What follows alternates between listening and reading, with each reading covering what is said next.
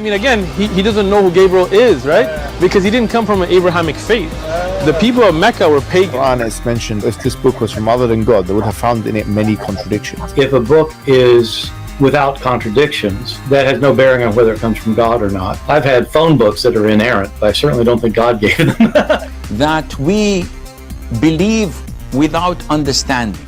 The brother asked a very important question, that most of the scholars say that listening to music, watching movies, and most of the television programs, they're haram.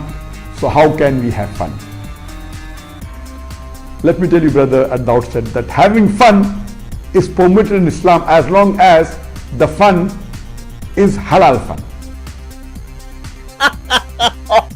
That the standard narrative has holes in it. The Prophet tells us because Satan or the devil sleeps over our nostrils. Those who oversleep and not pray Fajr on time, Satan urinates in their ears. I really do think Jesus was crucified and that he really was dead and buried. He thought that he was a son of God in the sense that he was specially chosen by God. I think Jesus really did think he was going to be the Messiah, the future king of Israel. I mean, that is, after all, why they crucified him.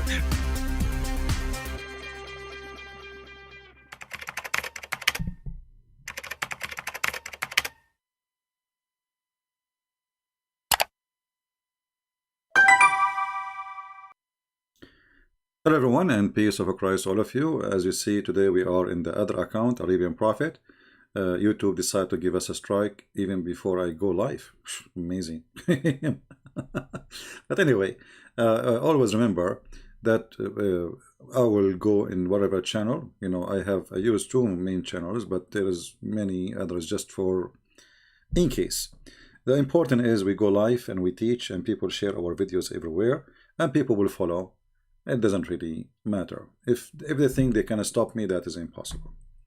So today we have a gentleman. He is now here between you, and he called me actually. His daughter, she left Islam. I spoke to her, and his daughter, she said that her father, accusing me of lying to her, and he said he can prove it to her in a minute. So I spoke to them, and I spoke to him nicely. You know, I understand he is a person. He is born into this religion, and he is trying to get his daughter back to the cult of Islam. So he said to me, "You told my daughter that the word nikah or nukah mean the F word, not marriage. If you cannot prove it, you are a liar." And my daughter, she agreed with me that she will leave Islam. So sorry, she will leave Christianity, and she will come back to Islam because she left Islam based on a lie. Now the daughter, she is not really, she did not confirm what he said, that she will leave Christianity and become a Muslim again. But she wanted me, this is how I felt from her, to get her father busted. And I hope now he's listening, and his daughter is next to him, and maybe she is smiling. Now he said, how you can prove it to us? It's impossible. There is no way the Prophet, he will say such a thing. So my friend, I want you to watch with me on the screen the father of this lady. This is the word nikah in the Quran, as you see. It's all over in the Quran. The good thing is, this person, he he don't know Arabic, but he can read. You know, I think he's maybe originally from India or something like that. So this is the word nikah, and you can take it from any verse you want. I mean, chapter 2, verse 235, chapter 2, verse number 37, chapter 4, verse number 6, chapter whatever you want, you know. So let us copy the word nikah as it is from the screen. I'm taking a screenshot. So the one who do not speak Arabic, he just compare between the two words we will show in the screen. Look how fast I can prove to you that the word nikah mean intercourse, sex, does not mean marriage.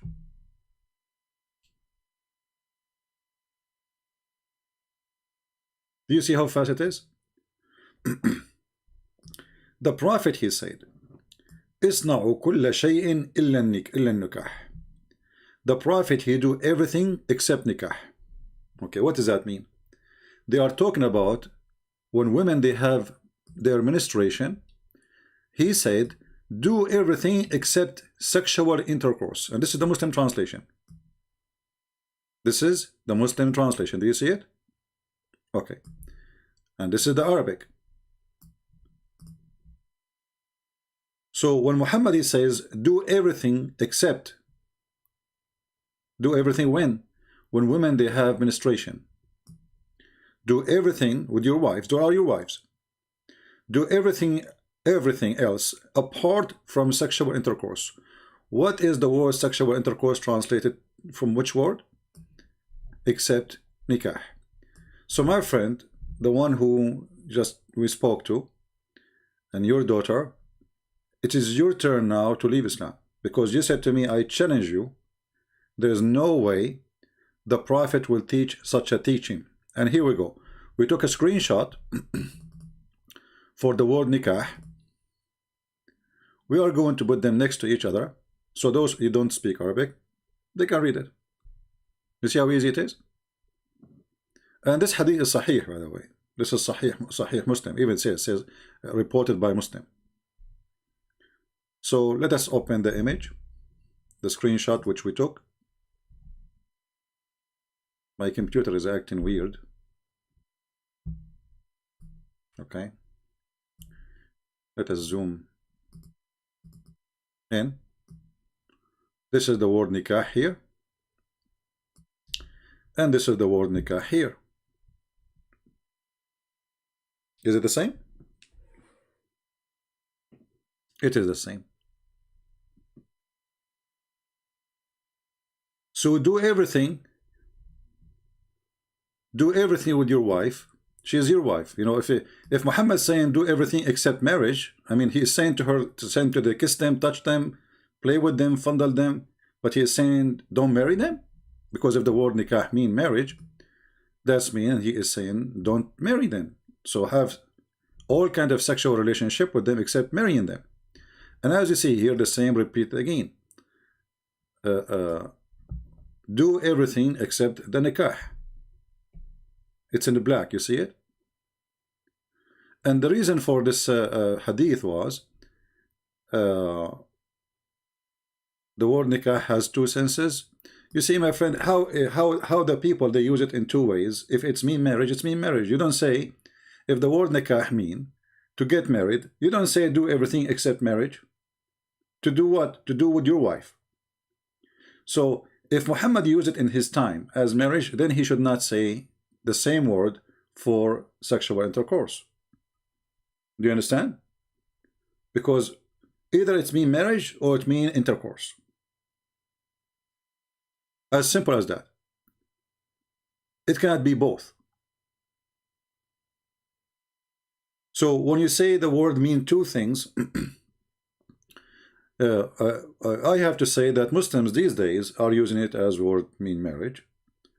But as you see, the word, you know, do everything except a nikah. What nikah is sexual intercourse.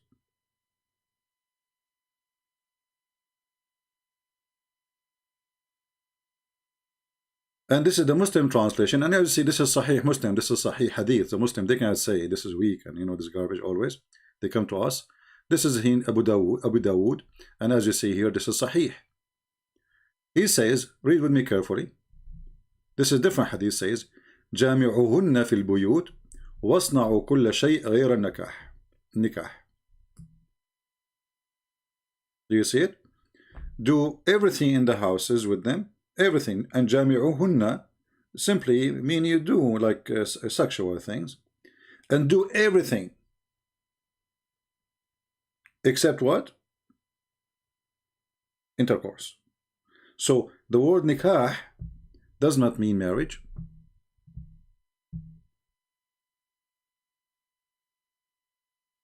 We don't lie, my friend. And here you need to ask yourself, in Arabic we have the word zawaj, everybody use it. If you remember, a Muslim, he said that there is a Bible translation using the word nikah. First of all, if this is true, This is a stupid translation, because he translated the Bible to the Muslims, so he put the word there, and the one who translated that copy is even from Germany, I think, or Austria. So he is obviously he's saying, or he's translating as he learned from the Muslims. But this is a very false learning. Our Bible is not a translation. Our Bible is the original, and we don't approve such a thing. So I will be waiting for him. Until now I did not receive anything. I will be waiting from him to confirm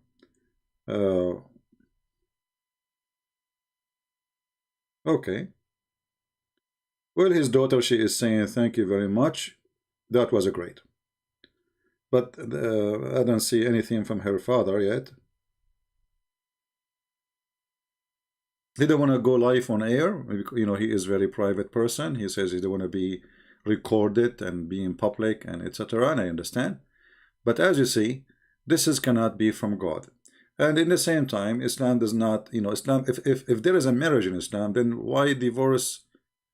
I mean, why divorce does not even exist? Because when you say divorce in Islam, what is exactly the word divorce mean? Or when a Muslim he says to at-taliq or talaq, what does it exactly mean? It's just a word you say to fire the person who's working for you.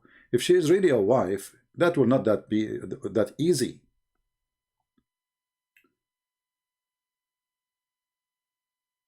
It's not going to be easy. It's going to be really hard to finish such a unity happen under the name of God. But because it's just a sexual contract, then you even send a text message, she is divorced. So what divorce is that? Is that really a divorce? No. They call it divorce because this is the system they used to. But in reality, this is nothing but an ending of contract. The woman, she got paid when she is hired. The woman, she is fired, she get paid when she is fired. And when Muhammad, he says, do everything except nikah, you need to ask yourself, he could not find a better word to use if nikah mean marriage. Why he used the word marriage, word nikah for intercourse? And if the same word mean two things, that is awful. Because zawaj is way more noble than intercourse. If Muhammad and the God of Muhammad, he chose the same word as intercourse to be the word to use for marriage, that means when we say marriage, we say intercourse. When we say intercourse, we say marriage. How that can be marriage then? Until now, I see nothing from the father. I guess he retreat, you know, and his daughter, she will stay as a Christian, and yeah, she is happy with the answer, and she said that was fast. That was so fast. Yeah, that was so fast. So and by the way, I wanna add something. In the last video we made, we spoke about Muhammad giving the wrong name for the wife of the Pharaoh, proving to us that he is a false prophet. But when I was speaking by mistake, I keep saying Nefertiti. In fact, the wife of Ramses II, her name is Nefertari. Nefertari. So by mistake, you know, like sometimes, you know, your tongue say a word you don't want to say. They are very close, Nefertiti and Nefertari. So the wife of Ramses Ramses II, her name is Nefertari, and Muhammad, he claimed that the name of this woman is Asiya bint Hazm, and she have an Arabic name, and her father is an Arabic name, and her grandfather have an Arabic name. When this woman, as you see, she have nothing to do with the Arab. She never was an Arab. She's an African, and she is a queen of Egypt, and her father was a king too. So she is a daughter of a king. So this is not like the guy he married. Maybe he married a woman from the crowd from somewhere. Maybe she was originally from the Jews or from the Arab. No, she is not a Jewish. She is an Egyptian. She is a daughter of a king, and her name is Nefertari. And Muhammad, he said that his God told him that he married him to four. Asiya bint Hazm, which is supposedly Nefertari, We don't know where he got this name from, but as long Muhammad he claimed that Allah told him that, Muslim they cannot fix that issue. So obviously Muhammad he think that the man, his name is Pharaoh, this is his name. His wife claimed that her name is Asiya bint Muhazim, and as we see, there's no such a thing. The woman, she's an Egyptian, and she is a queen. She is a daughter of a king, and her name is Nefertari, and her husband is King Ramses. He married her even before he became a king. So Muhammad, he lie everywhere. Muhammad have no value. Muhammad have no ethic. Muhammad hijack names. Mary, she is the daughter of Imran, and we know that Imran is the father of Moses. Abraham is a son of Azar, but Azar is a word mean foolish in the Aramaic language, in the ancient Aramaic language. Who is Azar? You go check, you find that this is very wrong. This is just stupid. Jesus, his name is Isa. Who is Isa? Muhammad, he learned from the tradition of the Jews that Maryam, the sister of Aaron, she have a son, his name is Isa. And this is, by the way, against the Bible, because in the Bible, Maryam, she never get children. She have no children. So Muhammad, as a copy-paste person, you know, today we play a video of a sheikh. He was saying the prophet, he repeat what he hear. The prophet, he repeat what he hear. So Muhammad, he repeat what he hear. And when you repeat what you hear, you can repeat a lot of lies. Additional thing, when Muslims, we show them something, like now in this hadith here, it says Sahih. But what if this hadith is daif? But it doesn't matter for the Muslim. You see, it says Sahih now, you will say you are giving wrong meaning. And I am not the one translating, it's them, you know, like it's their translation in front of us, and they say you are giving wrong interpretation, you are misguiding people. So always they have to come with such an excuse. Either it is weak, and here we ask ourselves, it's weak, what does that mean? If you are saying to me that the hadith which is weak is not accepted, so why is not accepted but it's in your book? Why you are putting it in your book to teach us what your prophet said when your prophet did not say that? So this is another deception they do in order to defend. And here again the same for the word nikah. The Muslim, they make videos to refute me, and this girl, she saw those videos and she thought her father, actually, not the girl, the father, you know, he have a conversation with her. She said, what kind of God? You know, he don't say I'm going to get married, I'm going to be effed. I'm not going to accept that. You know, this is very filthy. This is very, you know, marriage is something noble. Marriage is something way more than just two people having intercourse. So when Muhammad, he says, when you do things with those women who they are your wives, supposedly, right? They are your wives. Why you are doing the nikah with them? You know, why you are kissing them and touching them, etc.? Because simply they are lawful for you. So jami'uhunna, jami'u in Arabic mean to do the F word, actually. But Muhammad, he is saying jami'uhunna, and he put the exception.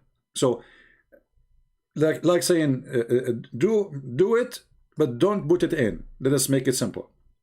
So جامعوهن في البيوت واصنعوا كل شيء غير النكاح. And here the story is about that when the Jews, and here we send our message to this lady. Look what the Muslim they say about the Jews and the Christians. That when the Jews, among the Jews, when a woman menstruated, they ejected her from the house, and they do not eat with her, nor they do drink with her, nor they associate with her.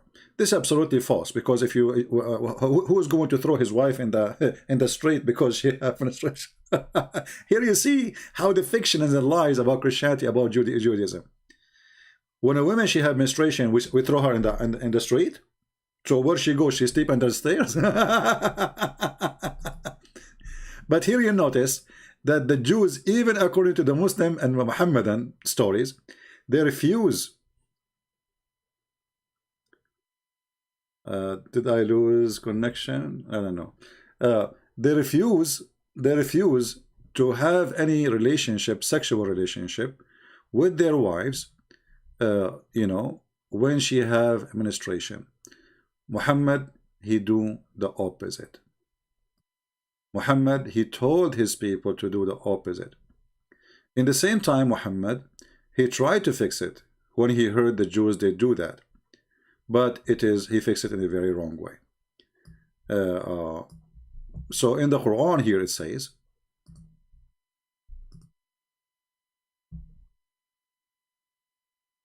You will see here Muhammad trying to copy the Jews.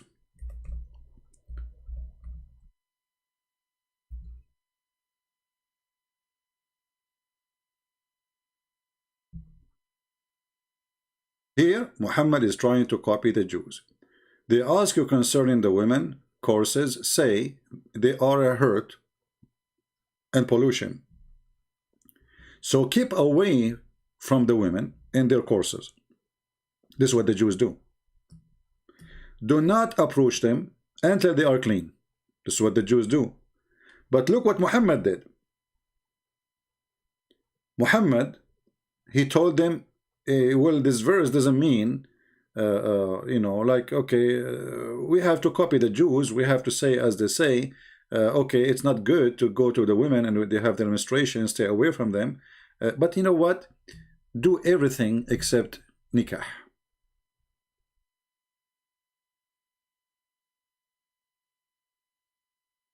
But the verse says stay away from them.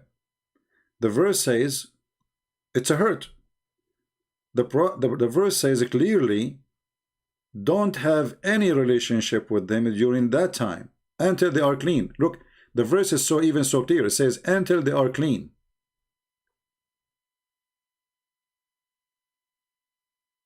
But because Muhammad, he is creating his own cult, he do as he want. And then right away, look what he said. Nisa'akum harthun lakum. Your wives as a tilth into you.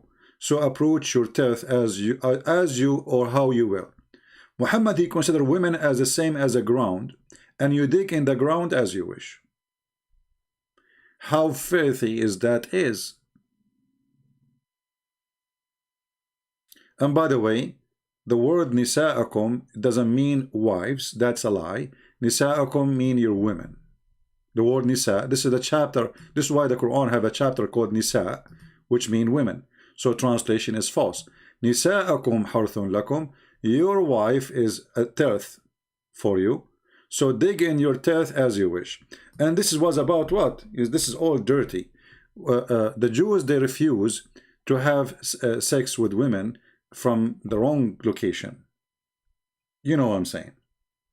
Muhammad, he refuted them saying, do as you wish. They are a tilth for you, so do it as you wish. Then Muhammad, after that, he started copying the Jews, saying, oh, okay, don't do it there. Don't do it there. But if you read this one, you will see it says, they are as you, they are those women, they are your tilth. So approach them however you will or when you will. However, how you will and however. When you want and how you want.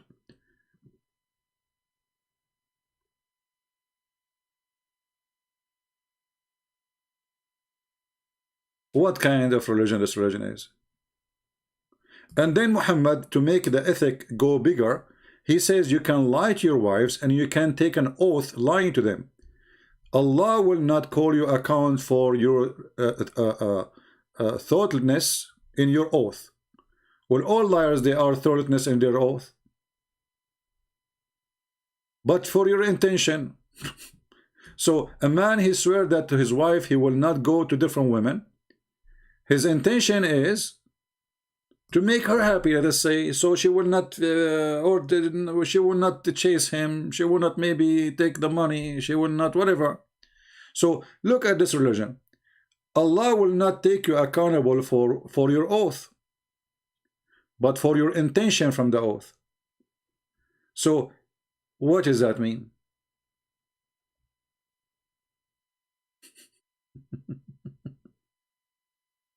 You see how stupid it is? Allah will take you accountable not for your oath, but for the intention of your oath in your heart.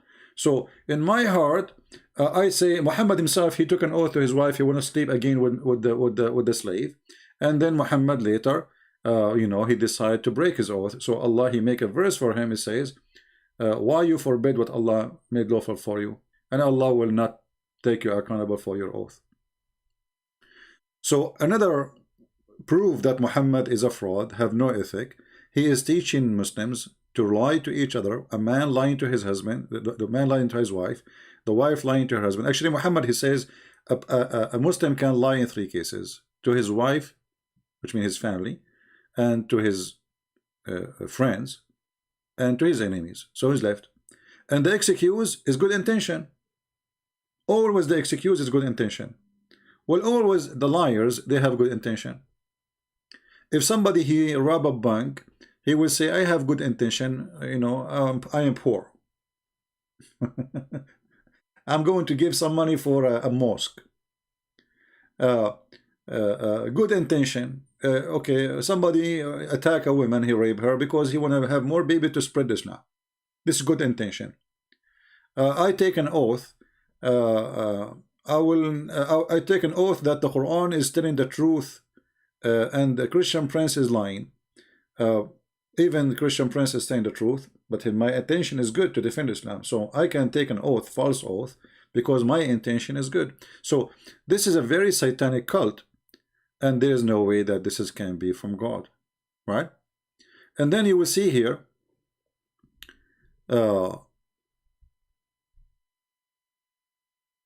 Muhammad here, he says, when you take an oath of your wife, let us say you decide to say something, divorce them, let us say, stay away from them 4 months. Muhammad later he changed it.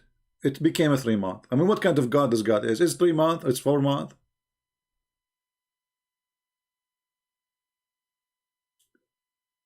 When a man he divorces his wife, if the divorces exist, as you see, he have to stay from the wife for 3 months. Why? To be sure that she is not carrying a baby. What kind of God he do not know that if a woman she have menstruation already, she don't have a baby? Why he need to have 3 months to wait?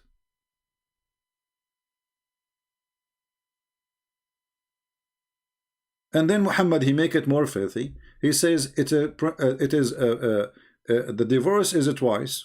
Okay, what does that mean? After that, if the divorce happened, the woman she cannot go back to her husband unless she do nikah. And here again, we can prove that the word nikah mean the intercourse. Read carefully. So if he divorce her, she is not lawful for him until she do nikah to a new husband. She do what? She do nikah to a new husband. حتى تنكح زوجا غيره. So she will not be able to go back to the previous husband unless she go and do nikah to the new husband. And this is in total agreement with the word nikah we showed you in the hadith. If you remember, in the other hadith where Muhammad supported a man, he did beat his wife because she refused to do nikah with him.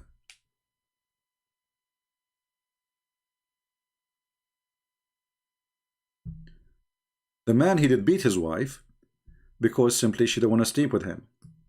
And then Muhammad, he said to the women, well, if your intention to go back to your previous husband, you should know that you cannot go back to your husband until you do nikah to this new husband. This is the word nikah. So if the word nikah means marriage, she is already married to this guy, but she is not doing nikah to him.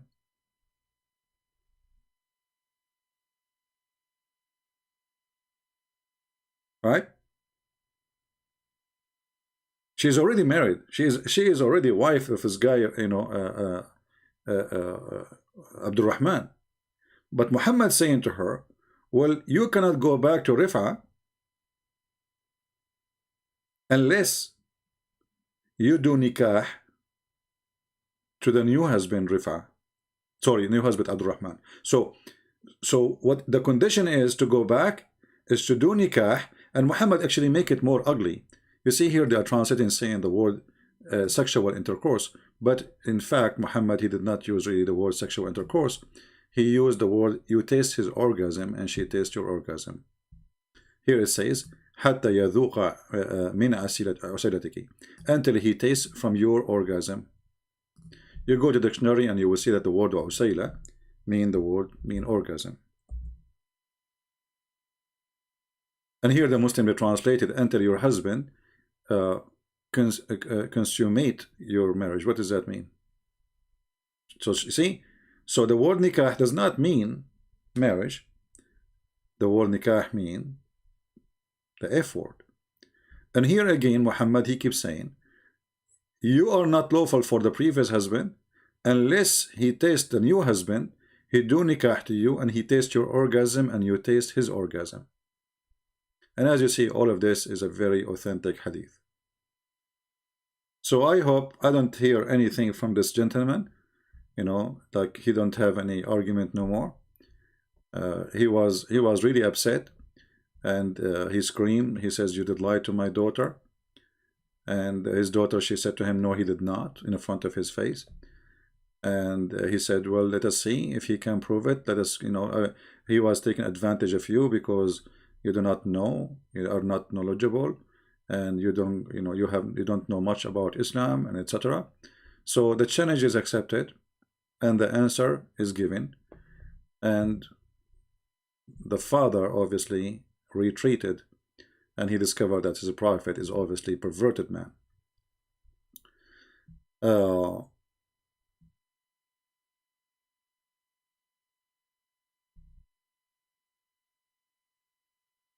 Let us see.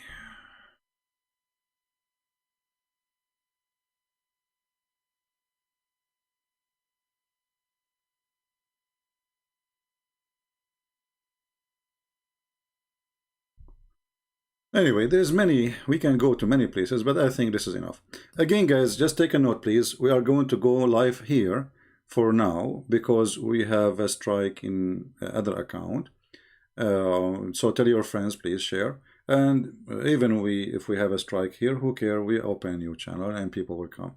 You see, my message even to you too, doesn't matter, you can't stop me, because open an account to take 2 seconds, and I have already many account open for for a flat tire, you know, occasion.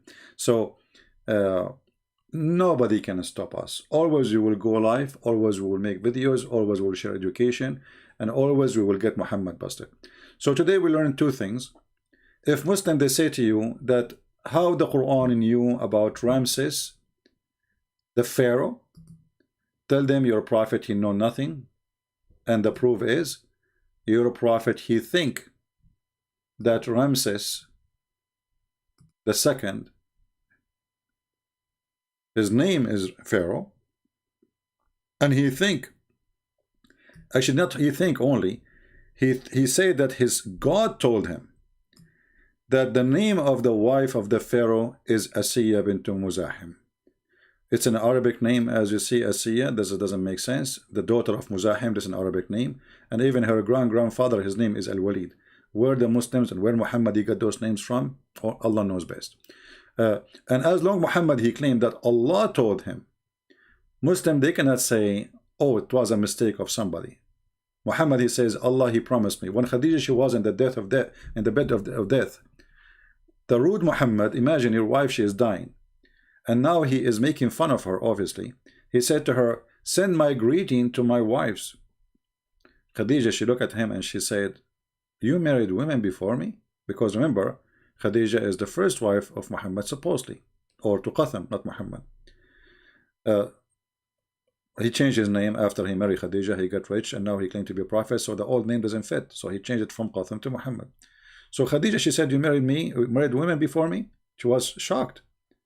Muhammad he said, no, but Allah he promised me Asiya, the wife of the Pharaoh, Mary, the mother of Jesus, and the sister of Noah. I mean, the guy, he did not leave anybody. Anyone is famous. I mean, even the sister of Noah, all the way to the sister of Noah, and the mother of Jesus. Obviously, this person is mentally ill.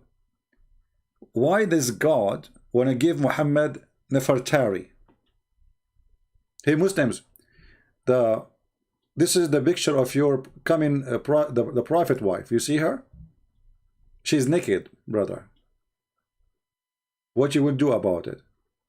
Do you accept that your prophet wife, she have a statues between 2 guys? Really, you accept that? So Muhammad obviously is a fraud, for the wife name is Nefertari, is not Asiya, and Muhammad, as usual, he is a fabricator, and what we do here, we get him busted. All right. So a correction about the previous video. It is not Nefertiti by mistake. I was saying Nefertiti because it's the same, like Nefertari, Nefertiti. So it was Nefertari, not Nefertiti. And if you download the video, just make a correction in your video so people will not be. Actually, in the screen it shows Nefertari because I show in the same article. But I was, I was reading fast, so I the famous name is Nefertiti. So I was saying Nefertiti. So it says Nefertari. And you notice here that even those names, they are pure Egyptian names, have nothing to do with the Arab, and the Egyptian are Egyptian. They are not an Arab, they are African. How the wife of the Pharaoh, suddenly her name became an Arabic? And how her father became an Arabic when this guy, you go right now and search who is Nefertiti, and actually you will see that in the same article, which is, this is Egypt Today. This is a website owned by Egypt. Let us show you it's called Egypt Today. And the one who wrote the article, suppose she is expert in history of Egypt, obviously she is Egyptian. Her name is Rana Atif, obviously Muslim. Egypt Today. And you can find this is same, you can just search the name Nefertari, who is she, and you will find her father name, what she, those people believe they are goddess, I mean. The Muslim, the Muhammad, they made her believer in Musas, the Muslim Musas. And even the Muslim, they claim she was a Jew. I mean, their fictions and this religion is just a collection of fictions and hippie stories. They got stories from everywhere. Christian author, he wrote a book, it's called The Seven Sleepers. Muhammad, he heard the story, he claimed that Allah told him the story, and this is a true story. When this have nothing to do really with any true seven sleepers. And Muhammad, because he do not know really the language, this is written in Aramaic.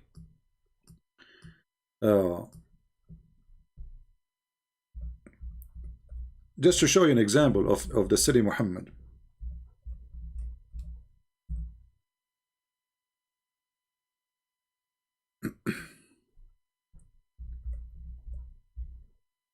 They asked Muhammad, the Jews always, they make fun of Muhammad. I mean, this is what the Jews did. This is why he hate them very much. They got him in trouble, and they ask him questions to examine how stupid he is, and always he never failed them. Always he give a stupid answer.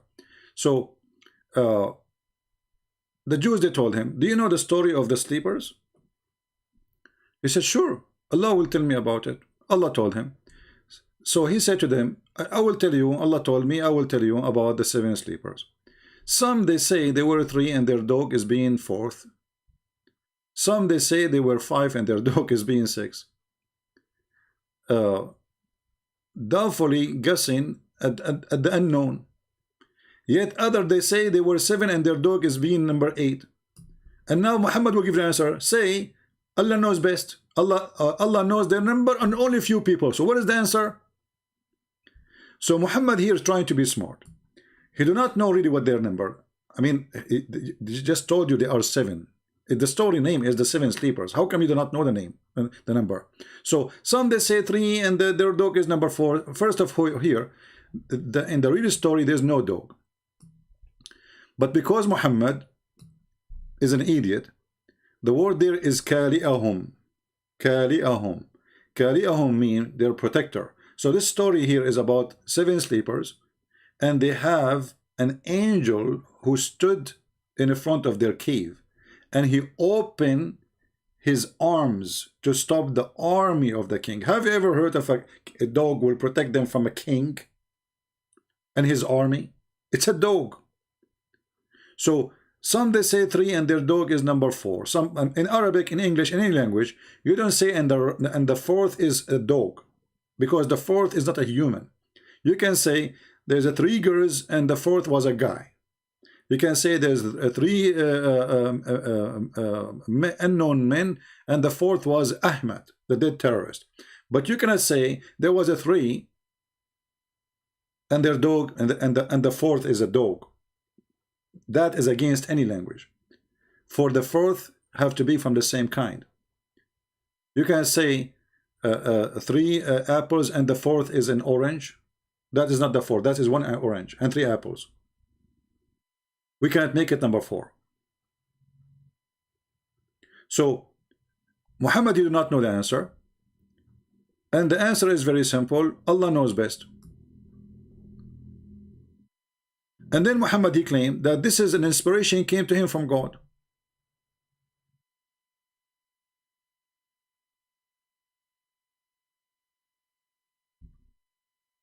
Here we go. Muhammad got them busted. Allah, he knows everything. Allah, he knows the unseen. And everything Muhammad, he say, is coming from Allah. So the story written by an author, he is from Syria. Fiction story. Muhammad, he take it, he put it in the Quran. He claimed that Allah told him. And now they ask him how many they are. Still, until now, we do not know the answer. Some they say they are 3 and their dog. And what the point of this? Some they say they are 3 and their dog is number 4. Some they say they are 4 and their dog is number 5. Some they say they are 5 and their dog is number 6. Some they say they are 6 and their dog is number 7. Some they say they are 7 and their dog is number 8. What is that? So what the point of this? Stupid story. When the Christian author, he wrote the story, it is about patient. It's about the Christians sooner or later will be victorious. Now they are discriminating you. God can do miracles. And one day you will be victorious. Have patience. Here there's no point of the story. Here the God of Islam even cannot give us the number. How many they are Muslims? Are they 3 and their dog is number 4? Are they 5 and their dog is number 6? So what the point of this? Why he say they say to you 3 and their dog is number 4? I say they are 7. That's it. But Allah knows best. This is silly.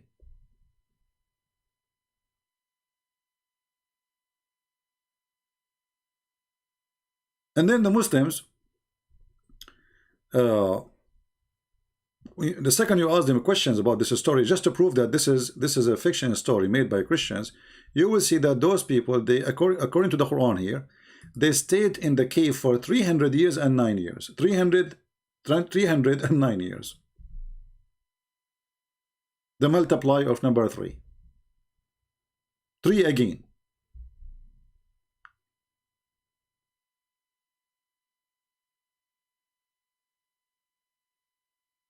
Why 300 years and 9 years? And then I mean, it's very silly. It's very dummy story. It make no sense. And there's no point of telling this story. We don't even know who they are, those people. If you ask Muhammad now, okay, who is those 3 and their dog is number 7? What language they speak? Where they live? What their names? What is that?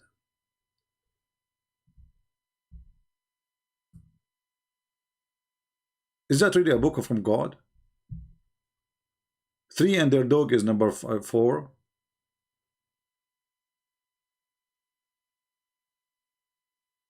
And since when the dog he have 2 arms? Does he?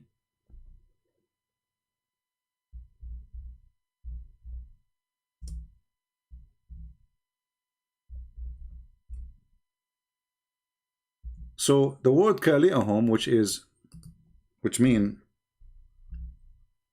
their provider, Muhammad, he make it a dog because he could not read the word correctly.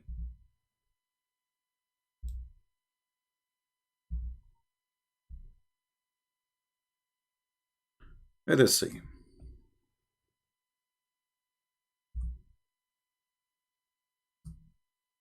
If you go to this verse, I just received a message from the father saying, thank you very much, you are right. So now we have the father and the daughter leaving Islam. That's wonderful.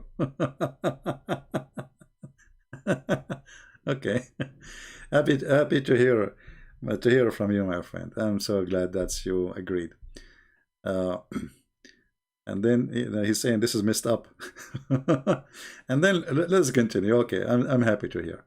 So, and then here the Muslim, by the way, you will see that there's a miracle here.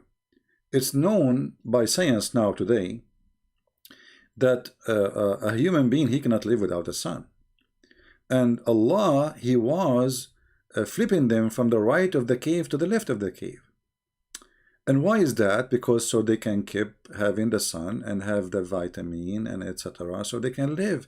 And secondly, if you sleep in one side, that will hurt badly, can cause a very serious damage. Here we see the stupidity. I mean, those are supposedly, they are experiencing a miracle, and we are worried about flipping their back. Is that a miracle, or this is the nursing house?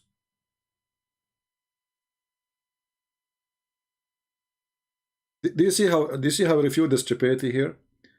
This is the problem, you know, when a Muslim they debate Christians don't read carefully. Is this a miracle, or this is a nursing home?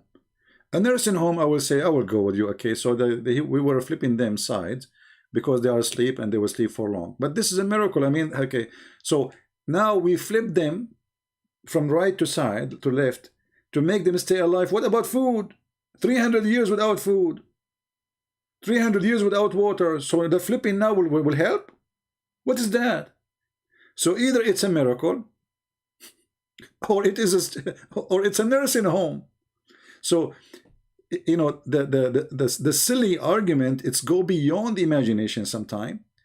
And okay, you would deem that they are weak, but they were asleep, and we turn them to their right and their left aside. Their dog is stretching forth his 2 forelegs. Have you ever heard of such a thing like this? So the dog, isn't the dog is haram in Islam? Isn't the dog is najis? Isn't the dog will bring filth? Why the dog is there? Suddenly the dog is a miracle too. and what happened, that's in the Aramaic language, it says that their provider, he opened his arms, which is his wings as an angel. باسطا ذراعيه بالوسيط. So he opened his arms as a protection in the cave door, so nobody can see even the door. So it's like a magical thing. As again, this is a fiction story, but let us say it's a miracle, because God can do miracle, right? We believe in miracles anyway.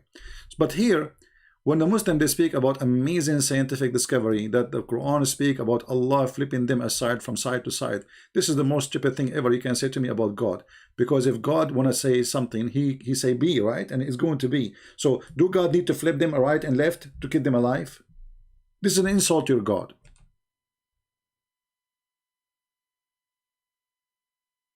Are we listening, people?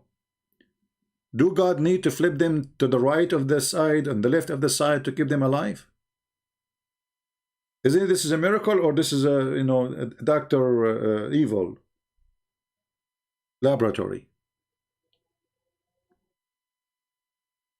So, and the problem of people when they debate Muslims, they don't read carefully, you know.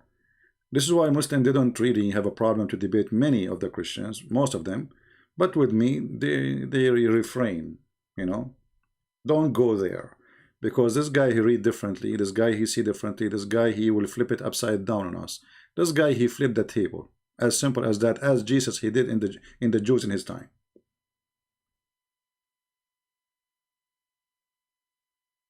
And when the Quran says, some they say 3 and they are number 4, that is making it even more funny and more stupid.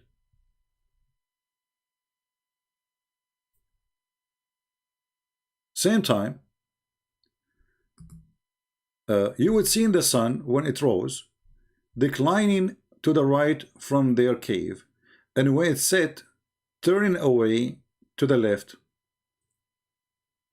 Look at this.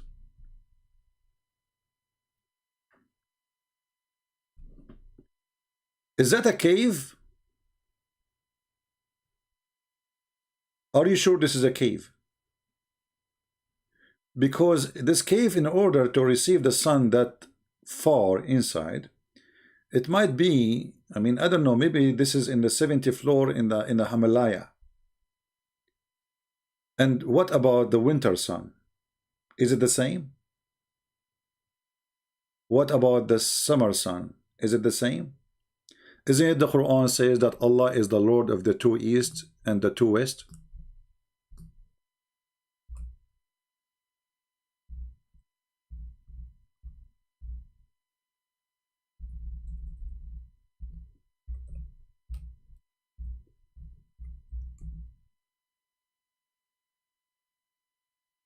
Allah is the Lord of the two east and two west.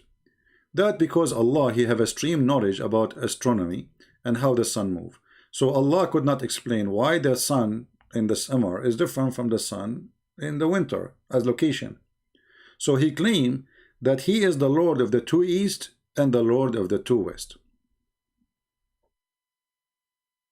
But who in the world can believe in such a thing? Do we have really two east and two west? Imagine if science discover that there is two east and two west. The Muslim will go crazy. Right?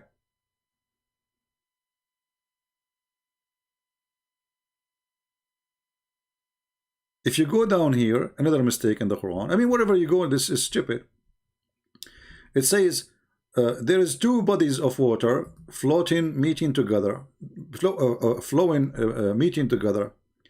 But this doesn't say that, by the way. This is a false translation. It says that two seas, al-Bahrain. Change the translator, you will find a new Quran. This is Yusuf Ali. Why the Muslims, they don't want us to say the word two seas? Because this is a mistake right away from the start. Because the fresh water is not a sea. It's not. He has let loose the two seas, between two brackets, the salt water and the fresh water, meeting together. Okay, are they meeting together? Read what it says after that. Between them a barrier which none of them can transgress. So according to the stupid Quran, salty water and fresh water, they don't ever meet. Why? Because there is a barzakh between them. The Muslim, they fool some people. They say to them, go to YouTube, you will see like two colors of water. They say, Subhanallah, they are not mixing as the Quran says. My friend, salty water and fresh water, always they mix. Get a cup of salty water and cup of fresh water and put them in one pot. Let us see if they're mix or not. Very simple. What the Quran here is saying, that between them a barzakh. Barzakh is a dry land. You can go right now, read chapter 55 verse 20, go to Ibn Kathir and you will see the word barzakh, or you can go to the dictionary. You see the word barzakh is a dry land. So here they fabricate even the meaning. They claim it is something when it is something else.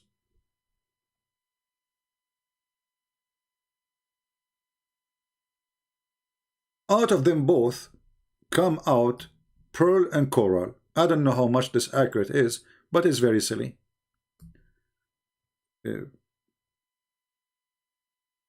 What does that mean exactly? I mean, what, pearl and coral? This is what we live by. So, and the funny, by the way, the Quran says, repeat this sentence, by which of the blessing of your Lord you deny. Okay, but the Quran keep repeating the same verse. This is a statement of a person have nothing to say. I mean, that's it. You said that already. Then Allah, He make a challenge to the genies and the human to leave the zone of the earth. And then you go and read the interpretation. They will say to you, the Prophet told us that no one can leave the zone of the earth except the angels and Prophet of Allah only, like Muhammad or Isa, as an example. Anyone else will try to leave the zone of the earth, Allah will shoot him in his ass by a fire. How scientific is this? How fiction it is? You know the answer. Already we have a spaceship, and it is actually, there's people who live in it the whole year. The whole year is not like they go in 2 days and come back. No, they are living there full time.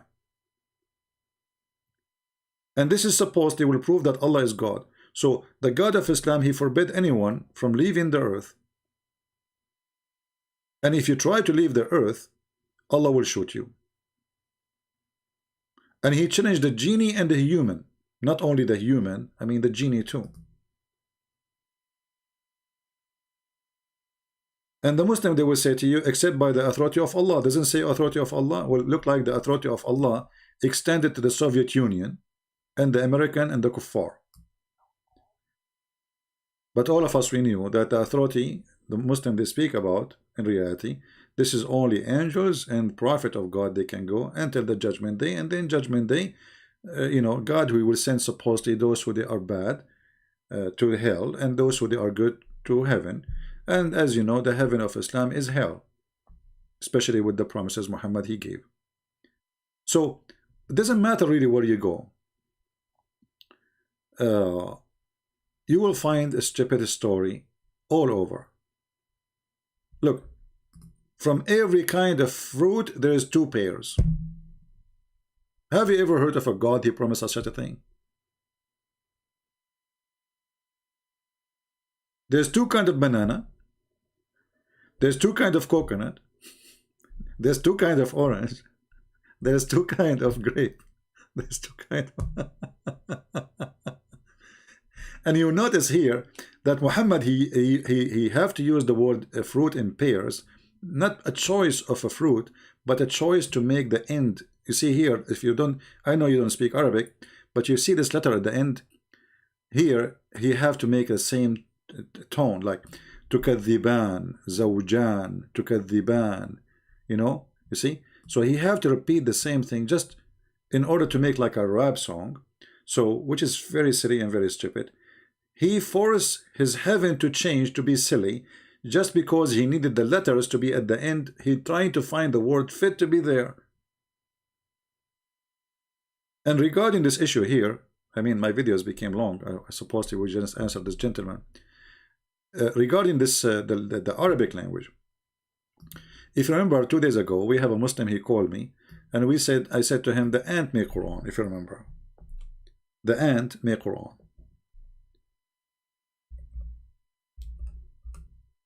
And the funny is that the ant make Quran, and the ant, she is making Quran, and she is ending the same with the same ending as letters. Chapter 27, verse number 18. You will see here. You ask the Muslims who is talking, they will say to you Allah. Okay.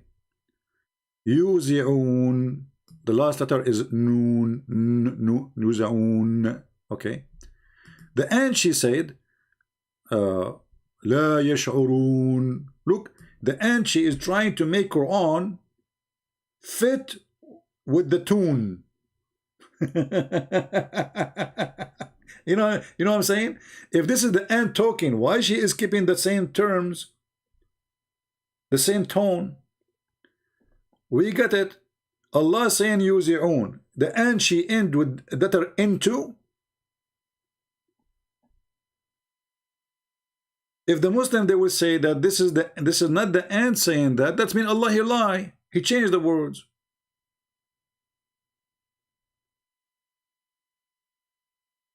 To make it simple, like you say, I saw someone, he is fat, and now you say to me, well, I don't like that.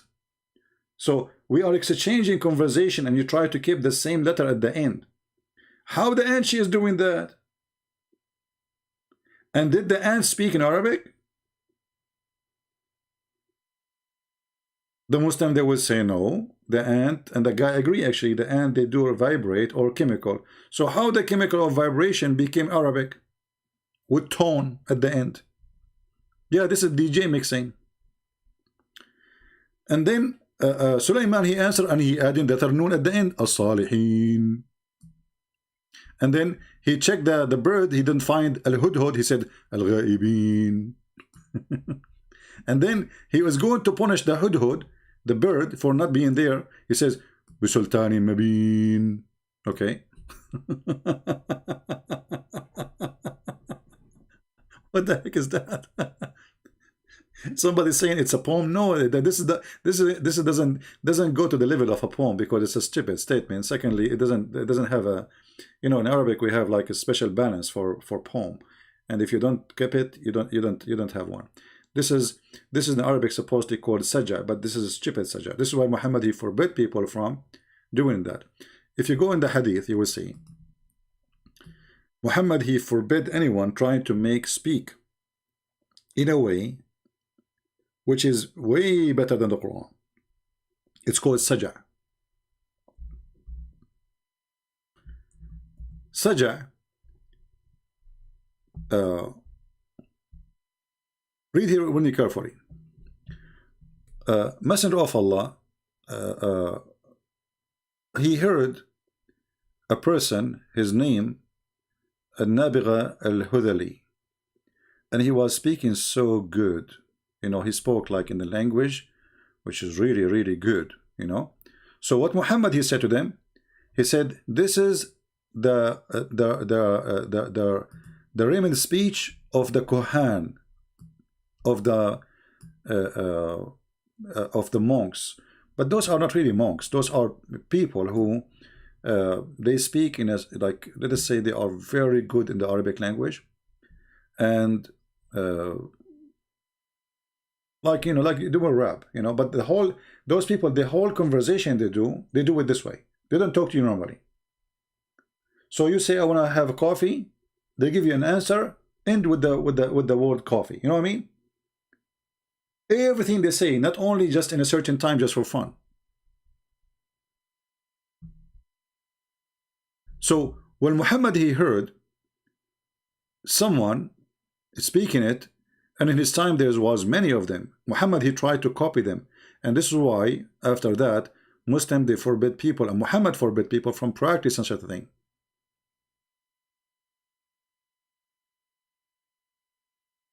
He said about this person, oh, he is one of the brothers of soothsayers. I don't know what the word mean in English, but I think you know better than me. For me, I read in Arabic.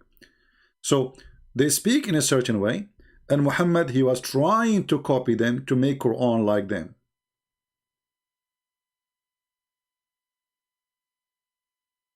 And look how many times this is repeated.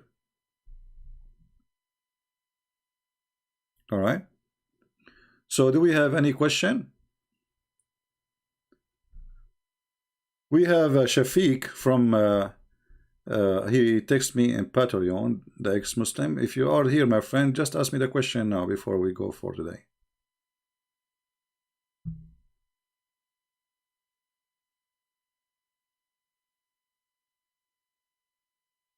So guys, just remember, please, as you see, we don't have too many yet. They knew that I am here in this other account. We will not use that Christian Prince account for some time. We are here in the Arabian Prophet, so tell your friends. And remember always, if I lose my channels, you can find me in Patreon. And the last link I will update for life, that will be my channel. Doesn't matter where it is, all right? So the channel is not really someone who can foresee the future. Oh, okay. Well, no, this is a false translation, really. The Kohan,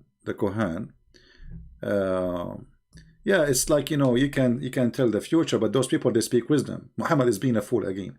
So there's a person who's maybe I should make a video about it. I think I made videos about this topic. There's a person, he was very, very huge as body, as a shape, you know. This guy, he is so famous that nobody can speak Arabic like him. Nobody. He don't make poetry. And people, they could not understand how they can do that. So they start saying the genie inspired them, the goddess inspired them. Otherwise, how they can do that? You know? And here, when Muhammad, he said such a thing, he agreed that they are supported by goddess, but he's being stupid. They are just people who have a very skill. They are skilled in the language. Muhammad, he tried to copy them to make Quran, but his Quran comes so silly and so stupid, not even close. So there is some famous names in this in the history of Arabia. As an example, Sutayh. I don't know if I can find any hadith about Sutayh. Let us see in English. Sutayh is the most famous one, and nobody can beat this guy ever in the history of Arabia. Let us see.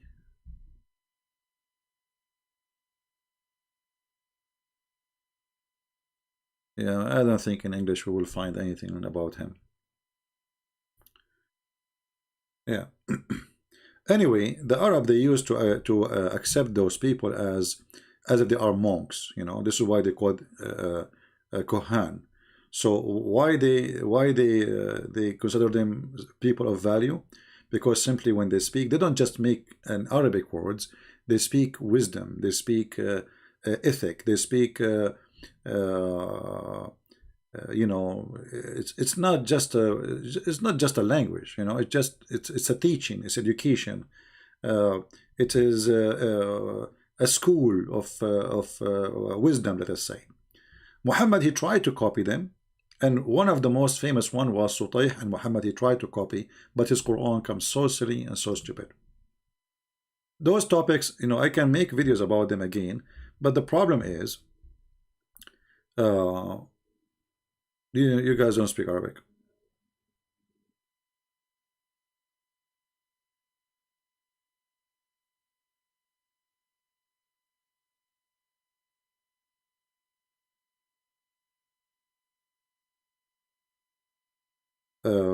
Actually, there's a verse in the Quran. Let me see. I'm trying to remember. It's, you know, sometimes like when you want something, it's not really in your head right away. But it is in the chapter of al-Haqqa, I think verse number 43. But I want to be sure first before I go there. Let us see.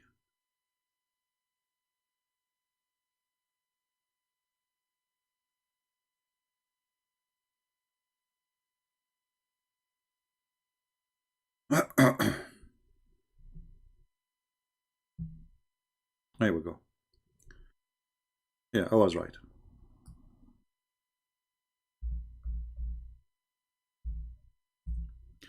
People, they told Muhammad, are you trying to be one of those Kohan?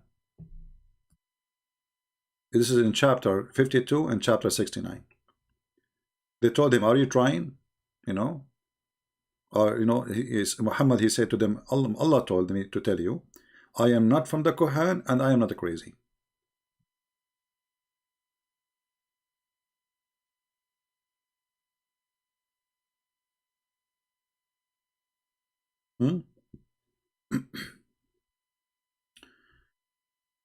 See it? So Muhammad, he denied that he is trying to be one of them with his Quran. Why? Because people didn't notice he is trying to make it the same as they do, but he is far beyond to be able in that stage, because the Quran is very silly and very stupid.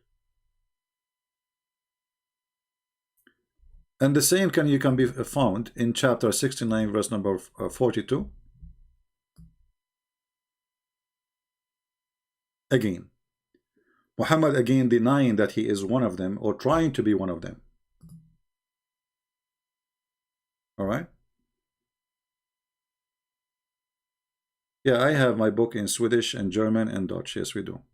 So as you see here, even the Arab at that time, they noticed that Muhammad trying to copy those Kohan, trying to speak like them, but obviously it's a failure, and you know, the Arab, they were laughing at him, right?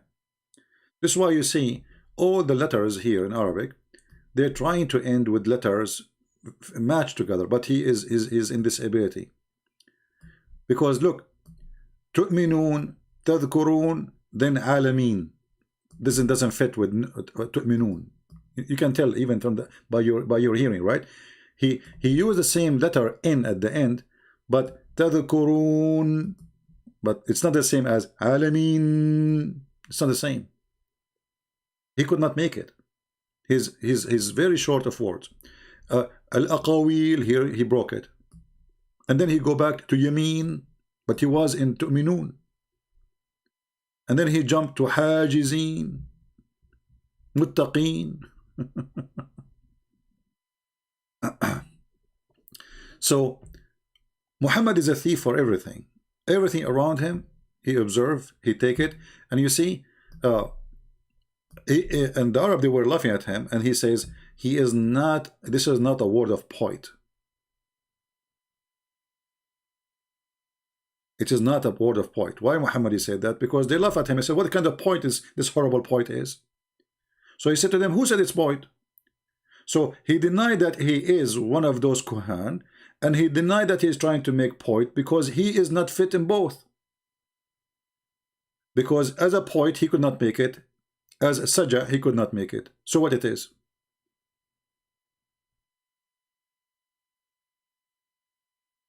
Right?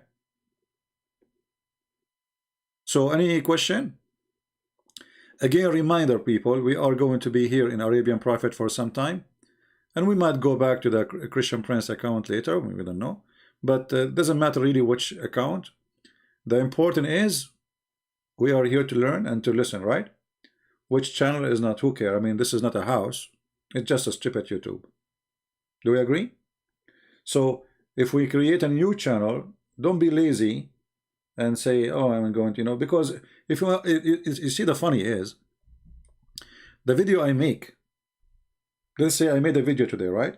You go to the channel where they are loading my videos, it have a 3-time view more than my channel, and I am the one who made it. Isn't it funny? I don't know why. I think YouTube is targeting me, and we just receive a strike, as you see. So it doesn't make sense. It doesn't make sense that a person, I am going live, and nobody get notification, nobody receive notification. People have hard time to find the videos, and then like after, let us say 10 hours, I get like 10,000 or 15,000 view. Then the guy who load my video,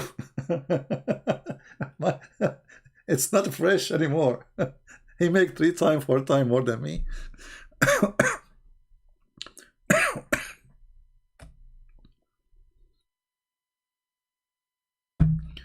So obviously YouTube is playing games with us, but it's okay. The important is, I'm so glad really I made a revolution. Like when I spoke to this girl today and her father, I was sure that I will convince him that he is wrong. I have nothing against him as a person. I actually respect the person. He want to be sure that his daughter, nobody is fooling her, nobody is lying to her, and we will never do that. Everything we say, we show it on the screen. You can go check it out. We made the revolution. Christians now today, they are very well armed with answers, and Abdul and Mohammedanism cannot fool them. Once I was reviewing YouTube about a video of mine, and then a Muslim, he says, you worship a man in the comment. Then other person, he answer saying, you worship a shin. And at that time I was like, it's not too much popular between Christians. I'm trying to teach the Christian that Allah is a shin. So I wanted to see who was this guy, so I click at his name, and so you believe it or not, he was like 9 or 10 years old. He is posting videos about games. He's a kid. So I was happy to see a Christian kid was able to refute the Muslims' mockery of Jesus, that we worship a man. Well, you worship a leg. What kind of God he is a leg? Why he have a leg anyway? Any Muslim can tell us? If Allah is not a man, why he have a leg?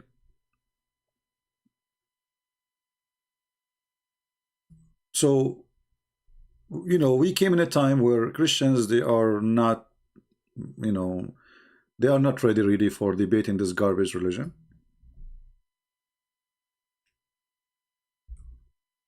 Let us show the hadith.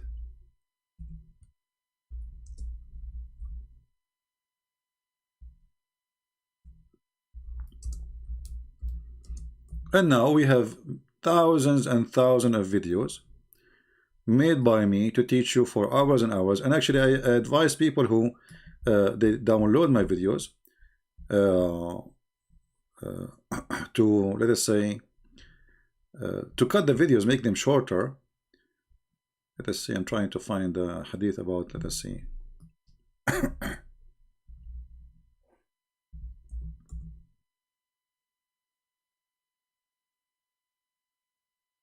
Try to cut the videos and make them short. Like today we make a video about what a word nikah mean. Cut it, make it 2 minutes, You don't need to have all this video. This video can be cut into many parts, many videos. Show the tafsir about Shin. Okay, I will share the tafsir about Shin, no problem. Here we go. We have our friend Harun. He is challenging me. I like that. Harun, do you like to call me and challenge me? And so you can read with me? Harun? I bet you Harun, he do not know his name, what his mean. He's a meerkat. The horny one. Anyway, so Harun, he said, I dare you to show us the interpretation for this. If we ask Harun, who can give interpretation for the Quran better than Muhammad? Harun, do you have anyone better than Muhammad to give interpretation? Let us read together so people will laugh.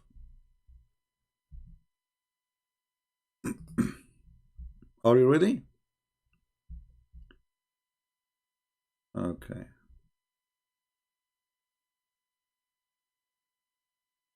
Let us see which hadith it is.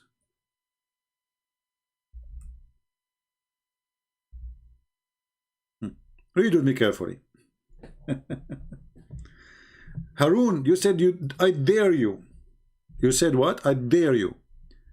How you recognize Allah? They asked the Prophet. How you recognize Allah? Allah will come to the Muslims in a shape other than the one which they saw first time, which we wonder what shape is that. Right? Muslim, can you tell me what shape? So Allah will come to them in a shape other than the one which they saw first time. Read it. This is al-Bukhari. This is not weak. Allah will come in a shape other than the one they saw first time, and he will say, I am your Lord. And they will say, you are not our Lord. And none will speak to him except the Prophet. Wonderful. So Allah have a shape, and he changed his shape. So Allah now is a change in what? The shape. And the word shape means physical. Physical, he have a physical body. And then it will be said to them, do you know the sign which you can recognize him? They will say, the shin. And then Allah will uncover his shin. Are you there, Mr. Harun? Are you, Mr. Harun, there? I dare you? Do you still dare me? This is your Prophet, and this is Sahih Bukhari, hadith number 7439. So this hadith, and who is the one who can explain Islam better than Muhammad? Nobody, right? So Allah have a shape, and Allah will come to them in a shape other than the one they knew, and the Muslim, they will curse Allah and they will say bad words to him, and they will say to him, you are shaitan. Then Muhammad, he says, Allah, then he come in the real shape. What is that? The shape which they recognize him with, which is what? Which is the shin. Are you with me, my friend? So the only way to recognize the God of Muhammad is the shin of Allah. Now if we ask the Muslims what is special about his shin, they have no idea. I mean, how you can recognize him by his shin? You tell me. Are you there, Harun? Harun is dead now. Harun is playing dead.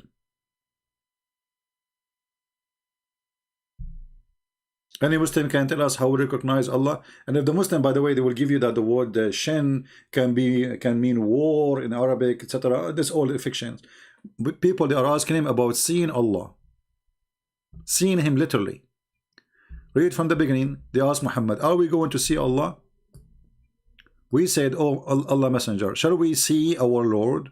See our Lord, not see war. See our Lord? He said, yes. Do you have difficulty of seeing the sun and the moon when the sky is clear? They said no. He said, okay, so you will have no difficulty seeing your Lord in the day, when no difficulty of seeing him, seeing the sun and the moon. And then Allah will come to them in a shape. The story continue, and that shape will be different. So Allah is a convertible God. He can change his shape. And here Muhammad did not tell us what shape he used to have and what shape when he come to them, what is that? So then the Almighty come to them in a shape other than the one which they saw first time. Muslim, you saw Allah first time when? When you Muslim, you saw Allah first time, help me. And this is additional proof that Muhammad is a mentally ill person, because according to your religion, nobody saw Allah, not even Moses. So how he claimed that you saw him, all of you Muslims? Hey Muslim, did you see him? Leave your comment and tell us if you ever saw Allah. So Allah will change his shape, and the Muslim, and he will say, I'm Lord, your Lord. And then the people, they will say to him, we seek refuge by Allah from you, which means they accuse Allah to be shaitan. And then how you recognize Allah? They said from his shin. Nice to meet you, Mr. Shin.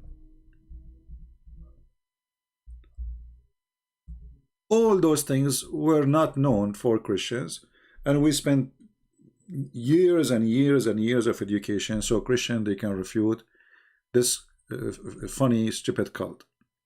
They claim that they believed in one God, and then we find that Allah, he says, if we want to take a partner, we take it from us.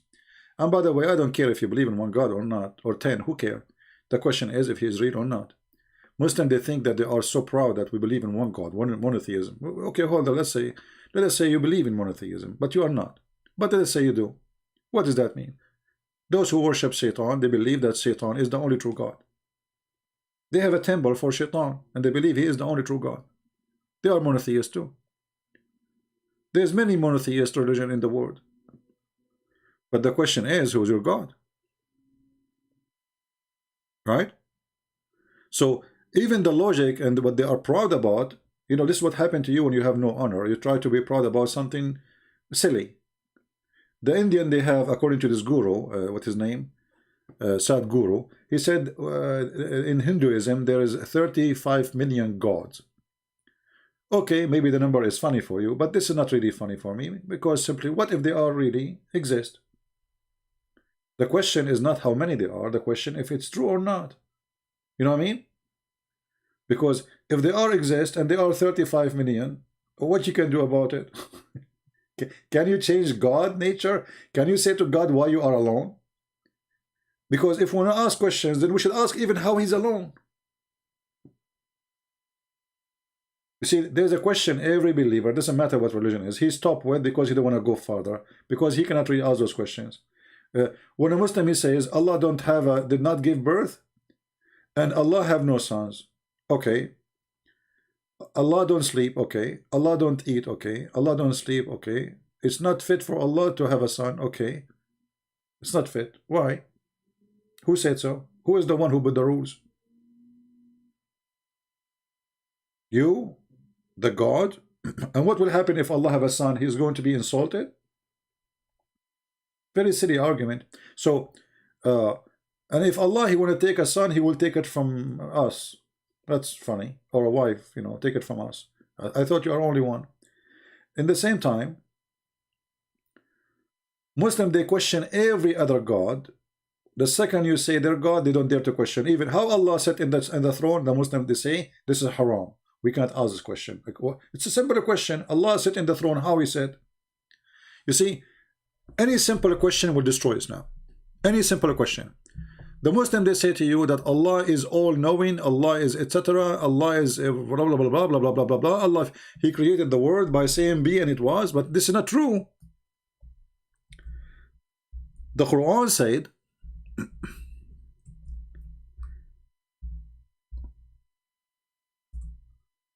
when Allah, he created the earth and everything in the earth, then he went up to the sky. You ask the Muslims, what do you mean Allah, he rose to the sky? He was in the earth? This question alone will make them in trouble. They will say to you, this question is haram.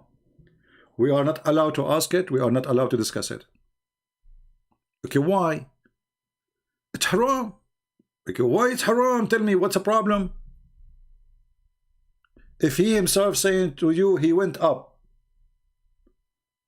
Huh? He went up. What is the problem? Because if you question it, you will find that this is against what they say. They say Allah, he create things by saying be.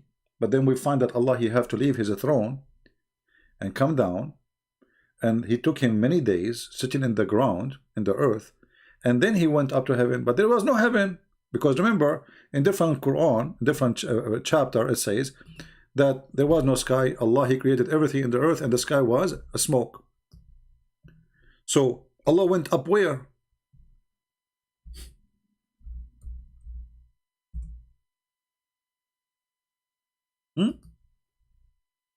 This is a chapter 41. It says, and here you see a translation says moreover. This is a lie. It says then, thumma, then, and there's a period of time with thumma, which means long period of time.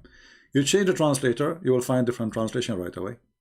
So here, let us see, Hilali and Khan. See, the word moreover changed, became then. So then he, istawa, the Muslim, they are even refusing to translate. They put between two bracket rows because they don't dare. This word is scaring the hell of them. This word istawa, scaring the hell of them. There's tons of videos on YouTube saying to you, you cannot ask this question about how he did that. Then he rose over toward the heaven, but there was no heaven. It says, even here it says it was a smoke. So where Allah was, Allah went where? So Islam is a religion as long as you don't ask questions. The second you start asking questions, Islam is shaking. Very simple question. Was the heavens exist? If the heaven wasn't exist before this point, Allah lived where? Hey Muslims, where Allah he live? As you see, in this point there was no heaven. And then he made them seven heaven. So the earth is finished first, and then he made the heaven. So before that point, Allah used to live where? Homeless? Then we go to the hadith. You see, I'm trying to make the video short. This is why my videos is endless, because, you know, conversation lead us to more evidence, more reference, more crazy stuff. What you can do. I know you hate me. All right. Muhammad, he tried to copy the Bible as usual, because he is a zero person, he have nothing. So where was Allah? Read carefully. Abdullah, etc., the messenger, he's saying that God recorded the fate of the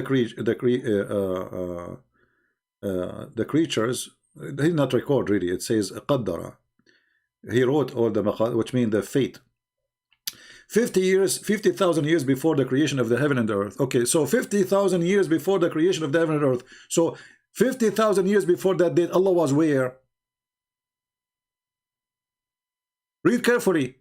50,000 years, his throne was above the water. I mean, do you see the stupidity?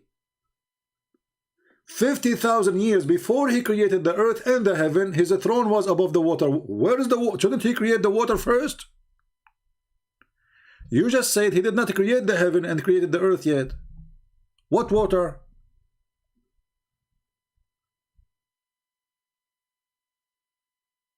Are we following, people? What water we are talking about? There's no earth and there's no heaven. And this is 50,000 years before the earth and the heavens exist. His throne was above the water. Where is what water?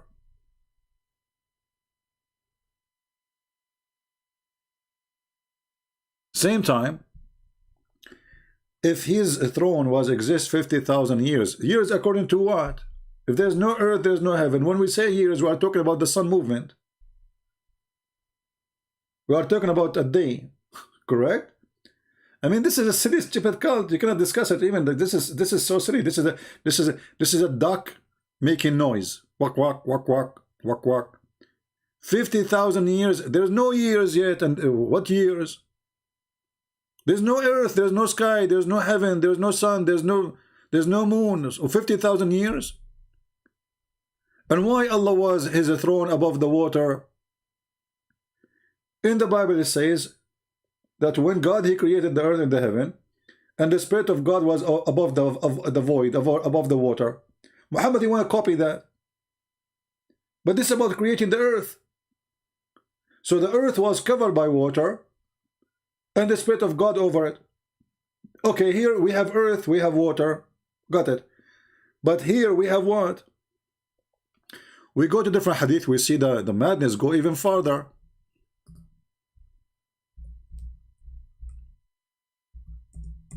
The Muslim, they say nothing is above Allah, nothing is under, everything is underneath of Allah. Okay, read Word Nikah carefully.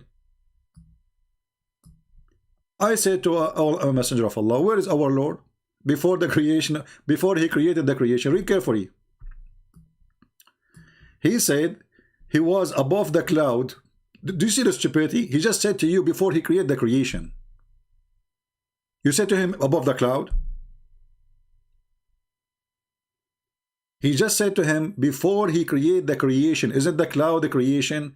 Isn't it the earth is a creation? Isn't it the sky is a creation? So where was Allah before he created the creation? He said he was above the cloud, below which was air, and above which was air and water. Too much hashish. And then he created his throne above the water. Like what? Is that the point of his starting? So Allah, he decided to make some furniture? What does that mean? What happened to Harun? Harun is gone. Harun in the bye-bye. Harun is not just watching, laughing at his prophet. So where was Allah? Above the water. I mean, what water? There's no creation yet. Allah is a duck. And above him air, underneath of him air.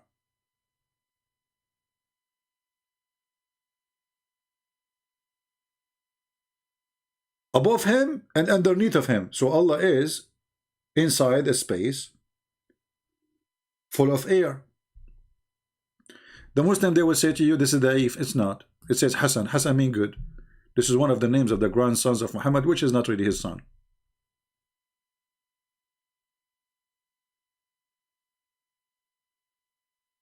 Do we have any Muslim? As you see, this is a hashish talk, but this is the point of what we do here. Each moment we spend, we are learning, and I hope people are taking notes. And please don't send me email later saying where we can find that. I just received an email from a person saying to me where we can find that Muhammad, he worshipped the 3 daughters of Allah. My friend, the satanic verses is very well known. You go to the Quran, you open the satanic verses. You can go and type in Google satanic verses, and then you can go and read the interpretation for it made by Muslims. You will see that Muhammad, he worshipped the 3 daughters of Allah. This is why the Quran says Allah will delete whatever shaitan he throw in the mouth of Muhammad. Chapter 22, verse number 52. Already istawa? Actually, the funny, the word istawa can come in different meaning, which means cooked. So already he's cooked. He's already istawa. And by the way, here other problem in the Quran, like the Arabic language. You see that, you see now, if you look at the language right now, you see dots, you see like volve in the top. Those will not exist, which will make it impossible really to read, because it can mean something else. Even the way the letters they are written now, it is totally different from the original.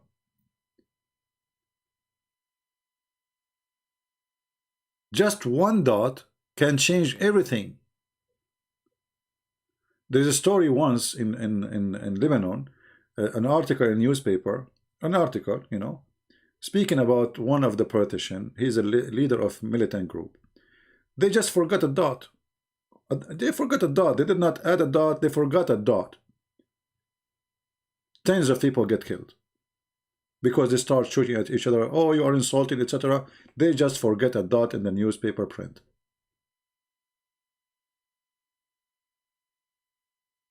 How we can read the Quran? So, and the funny, the one who fixed the Quran, he is not even an Arab. He fixed the Quran of Allah. He fixed the Arabic of Allah. And then there's other person, he came, Al-Farahidi. He came and he make even fix more fix, because the Quran was written in a very stupid way. And I mentioned to you, there's many things in the Quran is not the same as it is today. Like when we say the word sky, there's no sky. You see, now we keep saying he made them 7 sky, right? But in the original Quran, there's no sky. You see here it says heaven. In Arabic it says sama. In the original Quran there is no sama.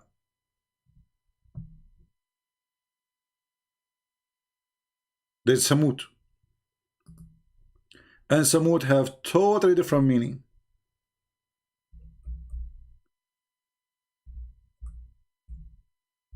And the reason I avoid talking about it or making videos especially about it, it will not make too much sense for those who don't speak Arabic anyway. So when you see the Quran saying sab'u samawat, there's no, the Quran have not this word does not exist in the Quran. And I challenge any Muslim to challenge me to say, Christian Prince, you are lying. This is how the word was exist always in the Quran. Samawat. Samawat here mean skies,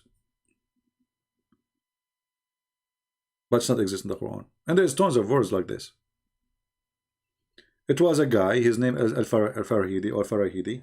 He is the one who fixed it. He said Samut doesn't make sense. It must be Samawat. Let us make it Samawat. And now they are copying what the guy he said, not what Allah he said.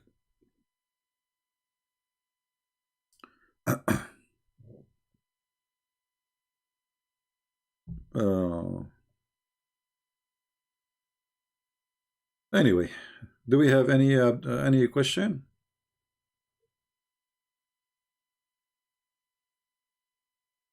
Actually, here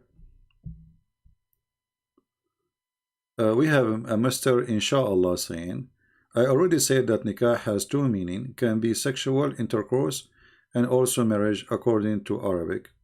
Okay, my friend, the Arabic lexicon, they do what people use as a language today. As an example, today the word sa in Arabic means 60 minutes. Sa in the time of Muhammad was no less than 10 to 15 minutes. So Allah indahu ilmu sa'a. Is that the 60 minutes? So you see the word sa'a, it's all over. So today the word of it or use of it is different from the time of Muhammad use. So you are going by a dictionary which is made now, have nothing to do with the time of Muhammad and the language, the original language. Sometime when you say to me that this word nikah have two meaning, isn't it stupid to use a word have two meaning and one of them is to F for marriage? In Arabic we have the word zawaj already. We use it. You do not need to use the word nikah. So why you are using a word which is filthy? So if you are saying to me that this word have two meaning, that's mean the original meaning of it, it is the intercourse. Today you are using it as marriage, but it's not. And this is why your prophet is saying, do everything except nikah when your wife she have menstruation or your woman. Do everything except nikah. So when the Muslim they give an excuse, the excuse is even more guilty than the accusation itself. And this is God. Could not God find a better word from nikah?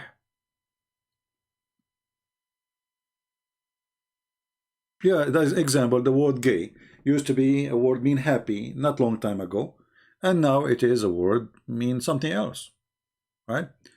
However, the Quran today have nothing to do with the Quran exists in the time of Muhammad, and this is proven left and right. And you ask the Muslims, who is the one who add those things? Who is the one actually the Quran in front of us? Who is the one who named those verses like this or chapters? Who is the one who gave the numbers? Did Allah give you numbers? Did Allah he says to you this is a verse? Did Allah says this sentence is a verse? No. Did the angel says that? No. The Muslim they are trying to make a book like the Bible. So they have chapters and they have verses, but this is not how they're God. give it to them? Did Allah, he says to Muhammad, chapter 7, verse number 34? No. 33:49 you gave me. Okay, let's go to 43. Okay, hold on. 33, sorry. All right, let us go to 33:49. You will be sorry. The second we go there, you will say to me, I don't mean it. Be ready. Okay, this is 49. You see, this is your translation saying, if you do, when you marry a believing woman and then divorce them, and you say the word is nakahtum, mean marriage, that's false. Because divorce in Islam happen only if you do intercourse. Marriage is not exist unless you do intercourse. Before the intercourse is called katbul kitab. So when he say وَإِذَا نَكَحْتُمْ, mean when you if women, then their divorce will be the following.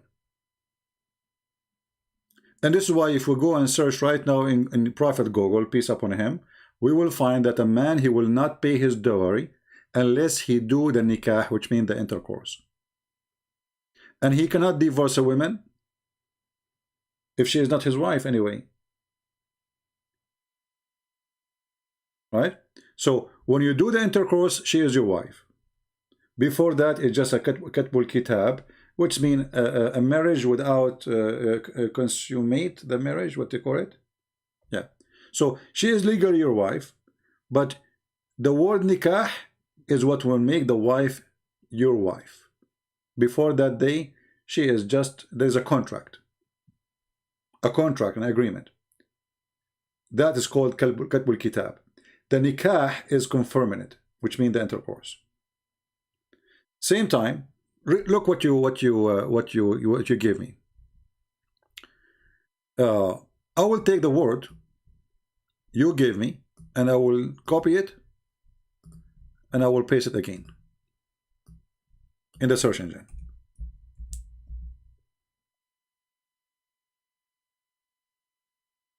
Read carefully. Chapter 2, verse number 230. If a husband, he divorce a wife, she cannot go back to the previous husband unless she do nikah to the new husband. So now she have a husband, but she have to do nikah to him.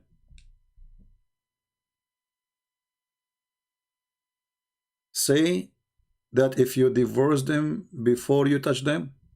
So guys, if you divorce them before you touch them, okay, what is the word touch? What is the word touch?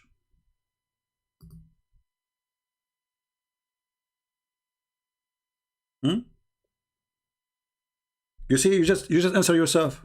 Guys, thank you for saying that. Guys, read with me carefully.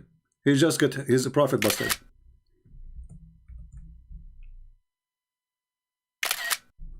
Okay, read.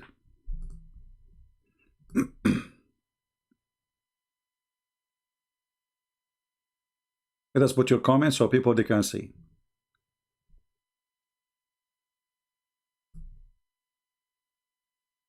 Are you blind? Cannot you see that the verse says if you divorce them before you touch them? Let us see. In the front of you it says, and if you divorce them before you touch them, you have nothing with them. So why it says إِذَا نَكَحْتُمُ الْمُؤْمِنَاتِ? Here he is making an exception. If you do if the believers, and then you divorce them, or if you marry the believer before you touch them, then you have no, let us say, you have no responsibility on them, right? So when we take it as marriage, and then you divorce them, but how you divorce someone, she is not your wife.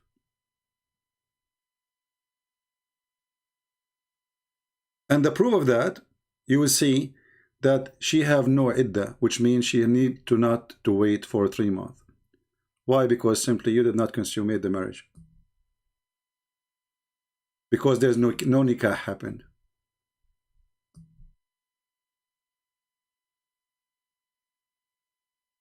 There's no marriage happen. There's nothing. This is why the women, she do not need to wait. So what marriage is you having sex with the wife. If you don't have sex with the wife, the marriage never happened. It's just a contract.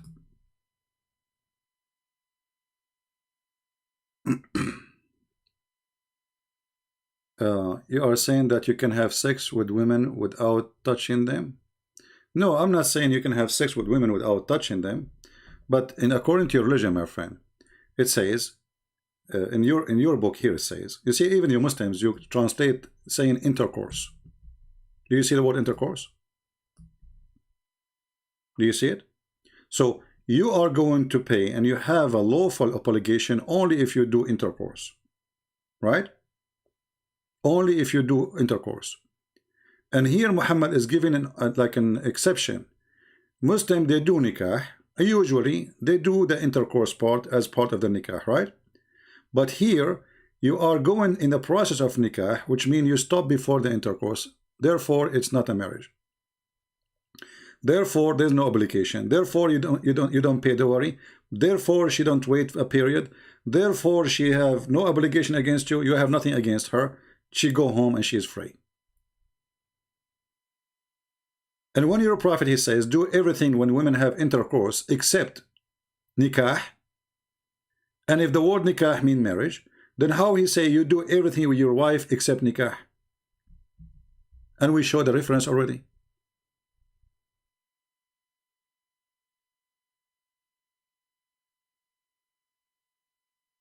Let us go there and put the hadith in front of you. This is your prophet saying that, not me.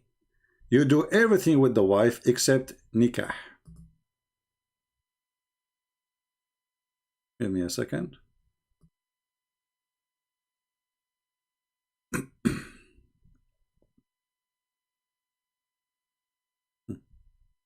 Read carefully. When you do with your wife, جامعوهن في البيوت واصنعوا كل شيء غير النكاح. So when you do with your wife, you do with her everything except the nikah. So if nikah means marriage, how he is saying you do everything with your wife except marriage? Is she married already to him or not?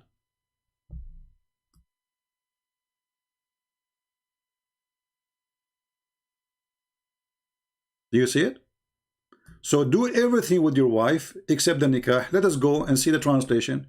Do everything with your wife except intercourse.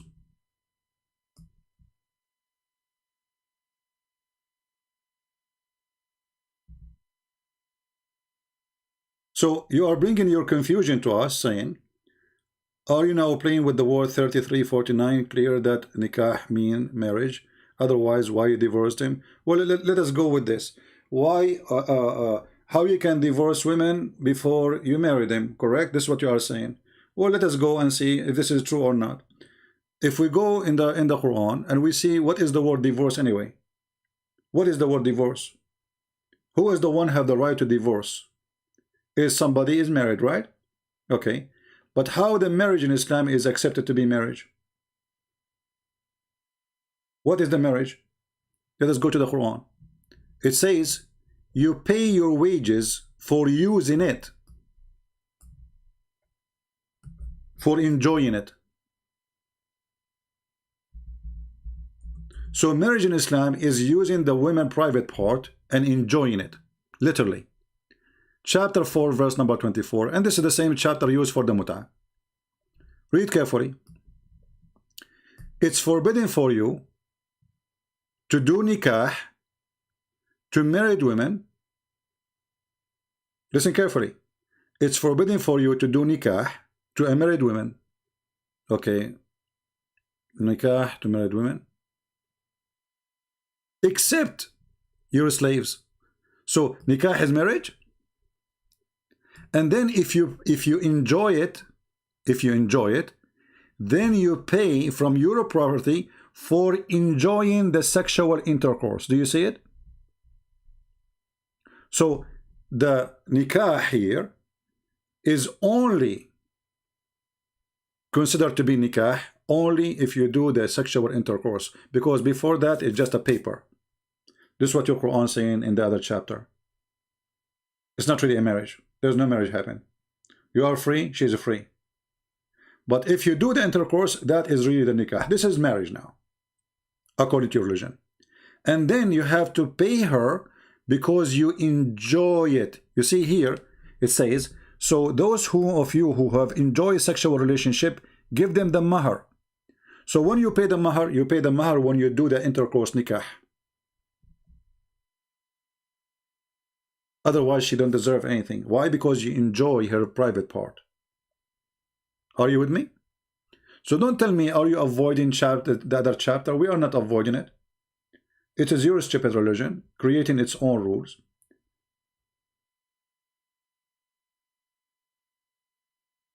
Marriage is a person who have obligation. As you see, there's no obligation unless you do the intercourse. So it's not marriage yet. So the word nikah is a process of you going to sleep with the women, and then when you sleep with her, you pay her.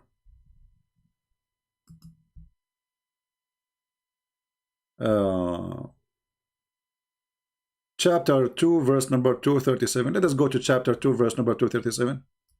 And then you will be sorry again. Here we go. Read carefully with me.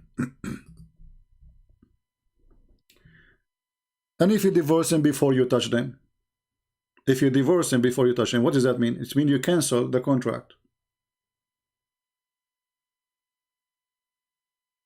And then it says here, those who have uqdatun nikah. Look what your prophet. I think you are helping me. Are you sure you are a Muslim? I think you are coming to help me. Look what your Quran is saying. Those who have in their hand uqdatu an-nikah. What does that mean? I'm waiting for your answer in the chat. Those who have in their hand uqdatu an-nikah.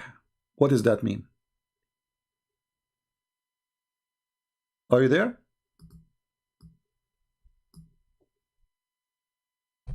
Now the Muslim, they will say this guy is paid by a Christian prince and he is not a Muslim. Do you like to call me? Do you like to call me in Skype? So everybody will hear you?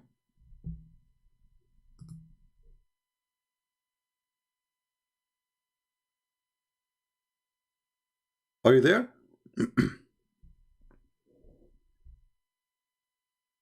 What uqdatun nikah mean?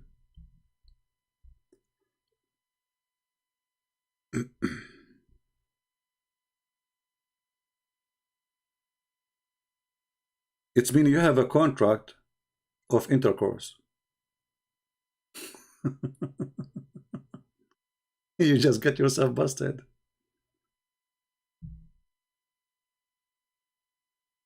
If it's a marriage, you do not need to say uqdatun nikah. If it's the word marriage, there's no need to say the word uqda.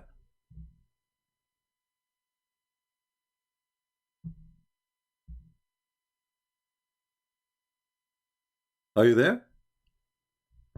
And we can go right now and we can open any interpretation of your choice. No, it's not a marriage contract. It's not a marriage contract because already it's a contract. It's already okay. Hold on.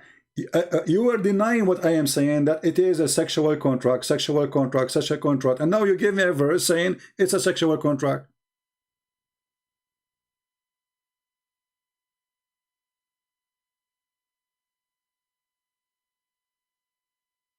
Because it's a marriage, you don't say contract. You don't use the word contract. Is the marriage a contract in Islam? Is it?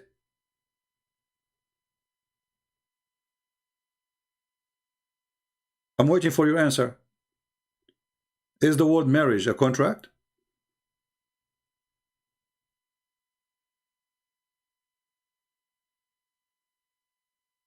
I'm just waiting for you.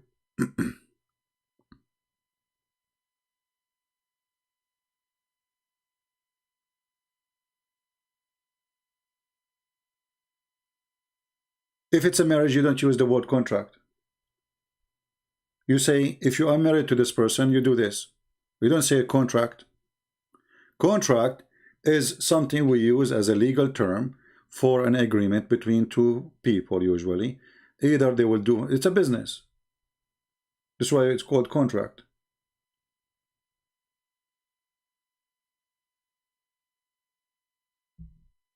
It's a marriage contract between two people. Okay, let us go with this. So how we can confirm that this is a marriage contract between two people? If the one person, he can cancel the contract. If one person can let you go and the other person is employee. So contract between marriage, or marriage of a contract, is between two people who they have equal right. Both we agree, right? But in Islam, no, this is a contract of sexual contract. There's an employee and there's an employer. The employer, he can fire the employee. This is a sex contract anytime he wish, and he can hire up to 4. Are you with me?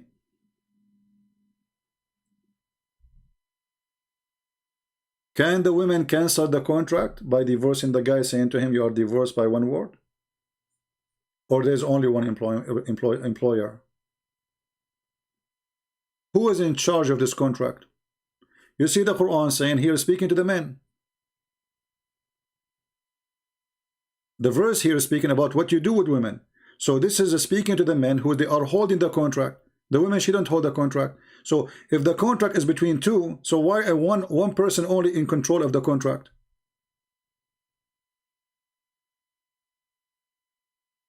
Are you with me? How many people in control of this contract?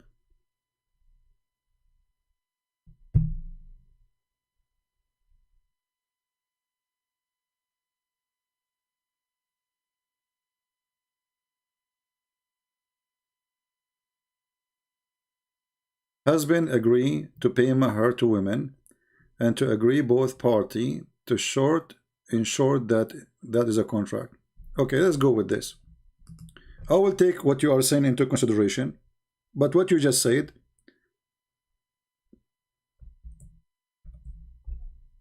is kind of funny.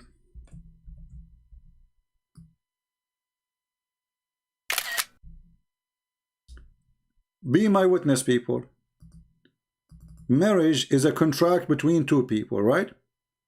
When Aisha, she married Muhammad, did she agree to marry Muhammad at the age of 6? Or it was a sex contract? Guys, is that a fair question? Contract, let me put what he said in the screen.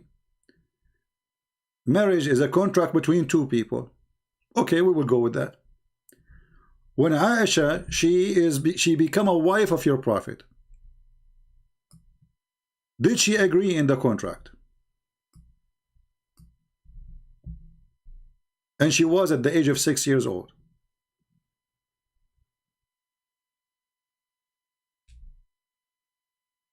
Was she part of the contract?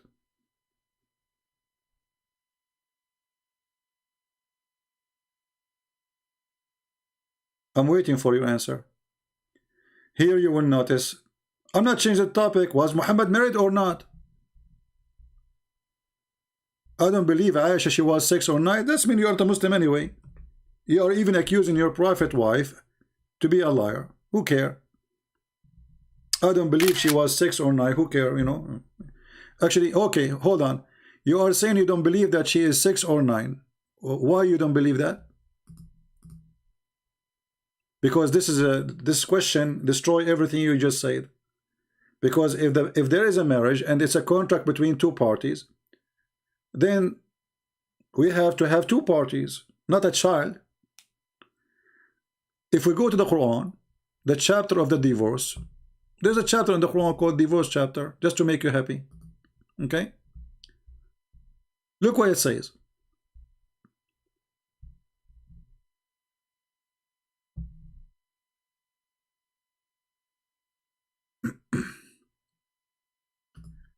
In this verse, verse number 4, is speaking about girls who they have no menstruation yet. They are little children. So this is about divorce. You see, when we say the word nikah does not mean marriage, doesn't mean that the Muslims didn't believe they are marrying. No, we believe that they are getting married, but the word nikah still means intercourse. There's no marriage really. It's just a contract for sex. Read carefully with me. And those who here the Quran is teaching you how you deal with women who you want to divorce them, supposedly, right? Okay. And then he says, and for those who have no courses, i.e. still immature. So why you don't believe Aisha, she was a child? And why you are saying to me it's a contract between two parties when they are immature? This is chapter 65, verse number 4. So you Muslims, when you say nikah, you are not making a marriage contract, you are making sex contract, including children's. And the proof in front of you. And now we are talking about divorcing those children, and still they are immature. So at what age we marry them, if this is a marriage? We are trying not to use the F word. At what age you did F? So if this is really a marriage, you are the one who gave us, and thank you very much for giving us a definition, that marriage is a contract between two people, right? Okay, those immature people, how you marry them? 65-4 people. Why you are putting wrong numbers? 65-4 the divorce chapter 65-4. So husband agreed to pay mahr to women, and that is to be agreed by both parties. This is what you said. So when according to you, marriage only happen when there's both party agree. So how you are divorcing children's? How they can be both party? Because those hadith are akhbar. My friend, I'm showing you Quran now. Right? And when you say those akhbar, isn't it the whole Quran is a hadith? Isn't it the Quran says that the best of the hadith is the Quran? And now I'm showing you the Quran. We are talking about divorcing children's. And you are the one who gave us definition that marriage is a contract between two parties. How you contract with the children to marry you? You are not. You are hiring them for sex. And who you hire? Who is the one who take in charge? The one who will get payment, the father. So it's a sex contract by the one in charge of the female, not by women.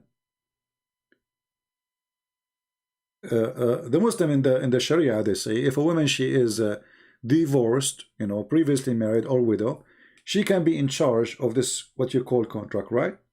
But the word nikah, as you see, is a sexual practice,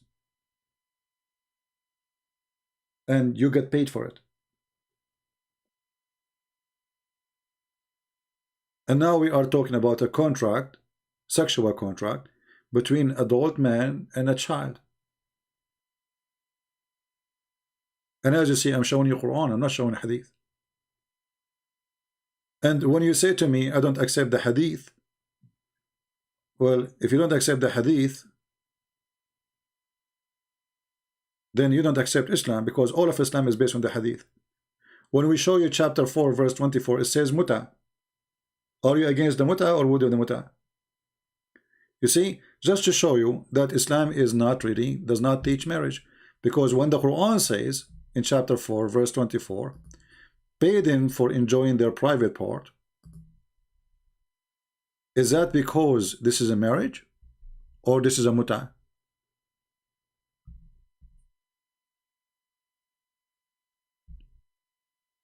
It's not about children, it's about women, nisa, who have an absent menstrual period. Well, inshallah, you are ignorant. It's in the front of you. It says that the ones who never have their period yet because they are young. I feel sorry for you, my friend. You are trying to deny, but it's not working. Look, guys, what he said.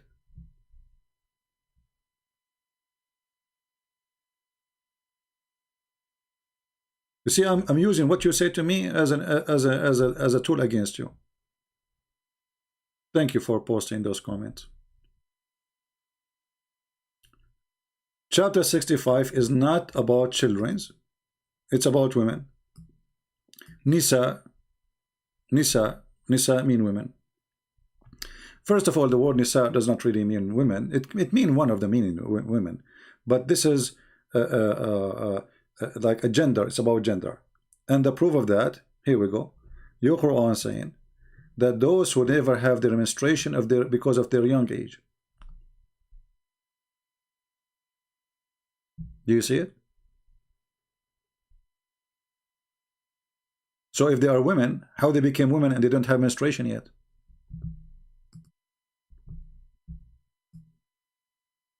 Are you with me? If they never have menstruation yet, how they are women? Do you know what the word women mean?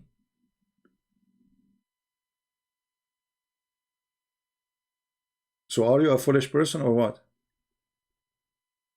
They call you a man for a reason. They call you a boy for a reason. They call the girl a girl for a reason. They call her a woman for a reason. So if she is a woman, then why she don't have a menstruation yet? If we go to the interpretation, just to show everybody that you are making things up, chapter 65, verse number 4. Here we go. And again, this is your Islamic website. I have nothing to do with it.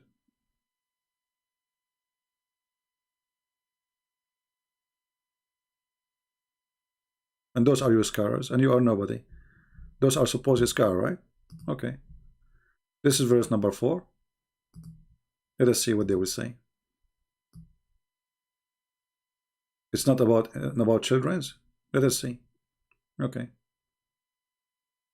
It says here, the one who have not yet menstruated because of their young age. Do you see it? You see, it look like you have your own understanding of your religion and what I can do about it. I mean, those are your scholars saying because they're young age.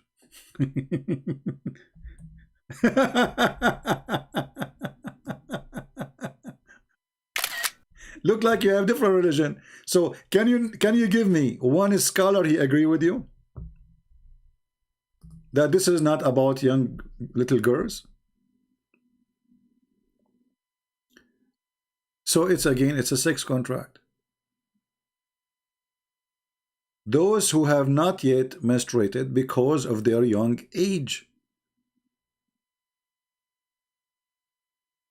This is your scholars, and so you Muslim understand this for all those centuries, and now today you are coming to correct them. Look like you are the scholar, not them. I mean, obviously those scholars are dummy, and you are the smart one who knows Islam very well. Right? Read with me here. This is Ibn Abbas. This is the cousin of your prophet. This is the first witness of Islam. He says, because they are too young. What about waiting period for those who they do not have menstruation because they are too young? The other one, the translation says just the word young, which is false, by the way. Because both of them, they confirm they are too young. Too young. So this is Ibn Abbas, the cousin of your prophet, and your prophet, he prayed for him to be the ink of scholarship. The first scholar of Islam. And you are coming to me, you says you don't agree. This is not about, this is, the chapter is called the chapter of Nisa. And Nisa is about the gender. It's not about them being really women. And as you see, and remember, we are divorcing those little girls. This is the time of the divorce. They are still too young. So what the age was when they were doing nikah? So the Muslim, they argue, they say, well, you cannot do divorce unless you are doing nikah. But nikah obviously is a sexual contract. The divorce is the cancellation of the sex contract. And there's rules follow with this sex contract. So you try to make it marriage, but there is no marriage, as you see. And you are the one who says marriage is an agreement between both parties. What both parties? They are too young. Which party you are agreeing with? You will say to me, the father. Well, are you going to F the father? Why you are making the agreement with the father, not with the wife? You said to me between two parties. Which parties? Let me ask you, inshallah. According to Islam, when you do make an agreement of nikah, you do it with the father of the girl or with her if she is a virgin? I'm waiting for your answer. Guys, wait for his answer. If you want to do nikah contract, you do it with the girl if she is a virgin, or you have to do it with the father?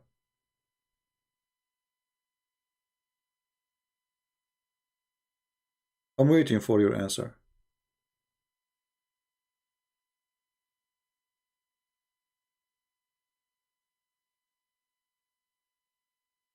The answer is very simple. You do it with the father. If she is a widow, you do it with the women. Why? Because it's a sex, she is already in the sex business. Those classical scholars of post were not medical expert. You have to be medical expert. Your prophet was medical expert. Your prophet was medical expert. He's asking you to wait 3 months after divorce to be sure that she have no baby, even they don't have menstruation yet. And do you see how medical your God is? As long they are not medical expert. So why you follow Muhammad? Was he a medical expert? He was Dr. Muhammad. And is your God Allah as a medical expert? A marriage contract should be between wife and husband. So Muhammad, he contract with who when he married Aisha? Those girls we contract with who? And if you go right now and search in Prophet Google, you will see that you do the contract with the father, not with the wife. You do it only with the women if she is a widow or previously married. If she is a virgin, you do the contract with the father, because she is not expert in the business. She did not do it before. So those classical scholars, so should we follow new scholars? Islam is a new religion now, and the old scholars, they don't know what they are talking about, and they are not expert in women. Okay, yeah. But Allah SWT understands everything. That's a good one. you get me busted now. And they made errors when they address science. I like that. You know, do your God make error when they address science? If this is not an error, why you have to wait 3 months for a child? She did not have their period. Or let us say a woman.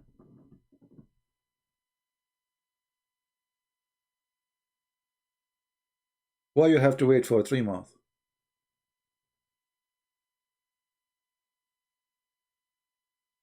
A woman, they are old. It says a woman who they are old. يَئِسْنَ مِنَ الْمَحِيضِ. They are old. Why you have to wait 3 months?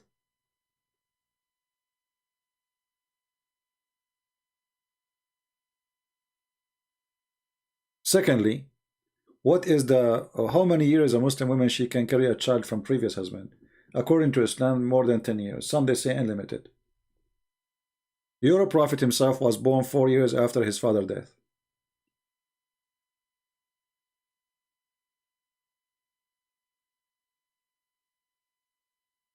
And you know, for me, it's you who said that the word nikah mean 2 things. Everybody is my witness.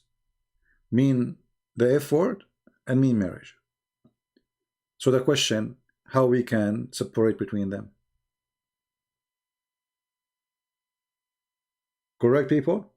If he is the one who said the word nikah, let us go to the first comment he made. Let us see where it is. He is the one who said that, not me.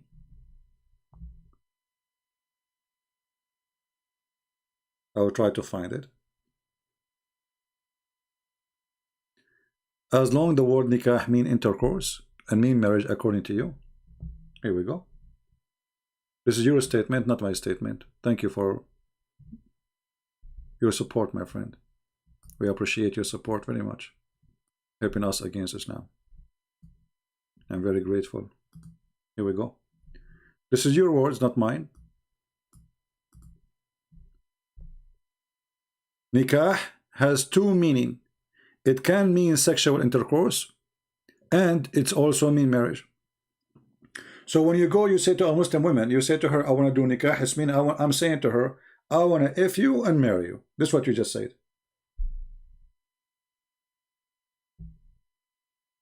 Is that your statement or mine?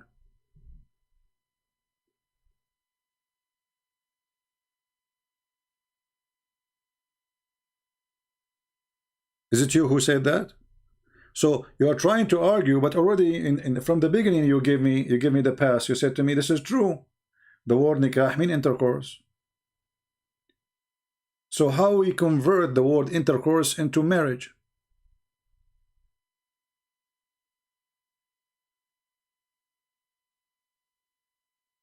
Are you with me? How the word intercourse become marriage? This God, he could not find better word. We have many words in Arabic.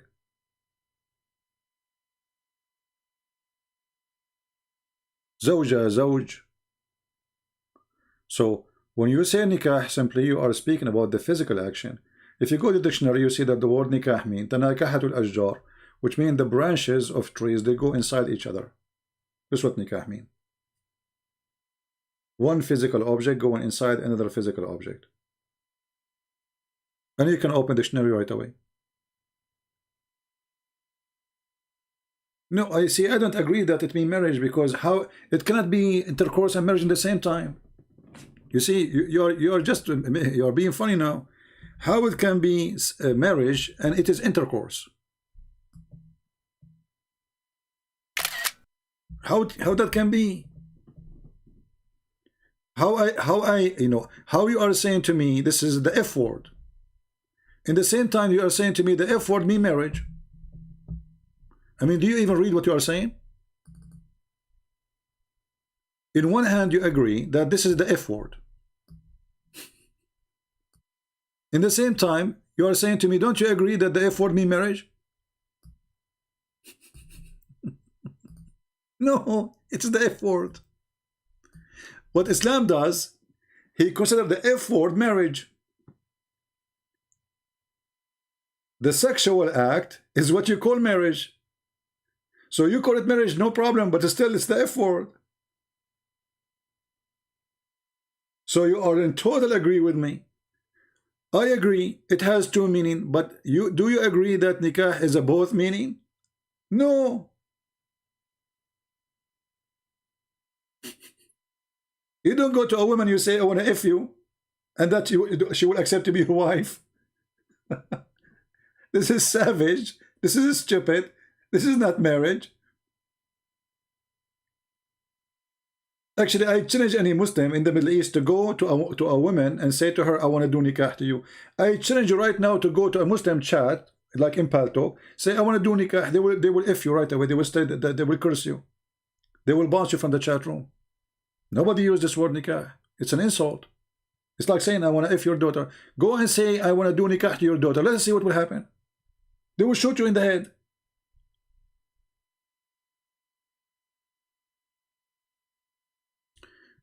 No, what you showed me, my friend, that the word nikah in those chapters is obligation of you doing the intercourse.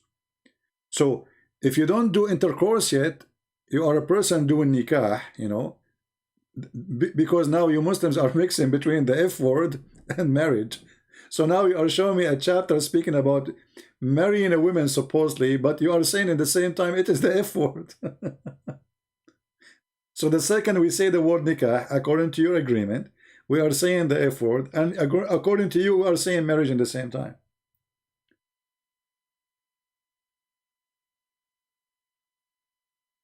And when your prophet, he said, when your wife, she had menstruation, do with her everything except nikah. Everything you do with her.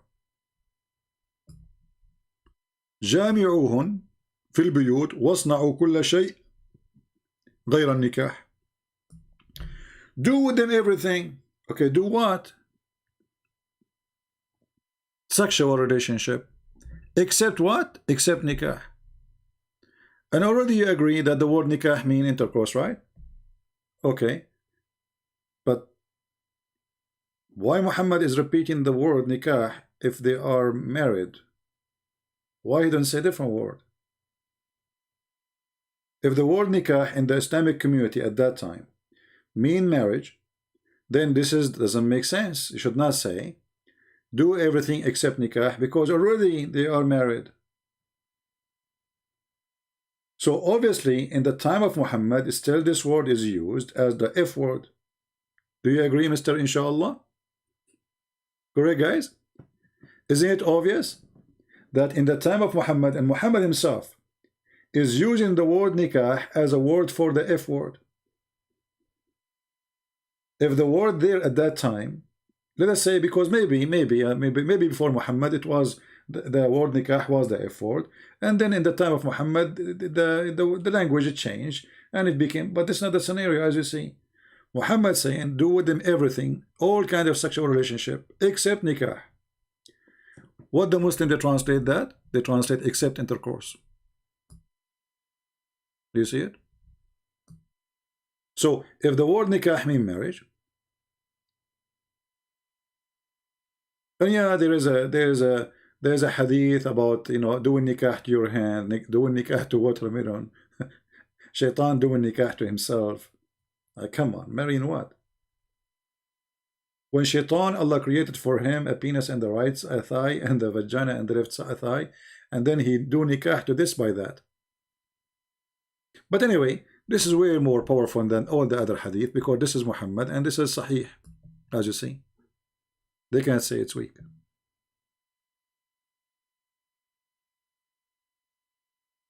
Can you cover the problems for the Christians in India today? I don't know what is the problem for Christian in India. I will leave that for a Christian Indian to do, because I don't know. I have no knowledge of anything.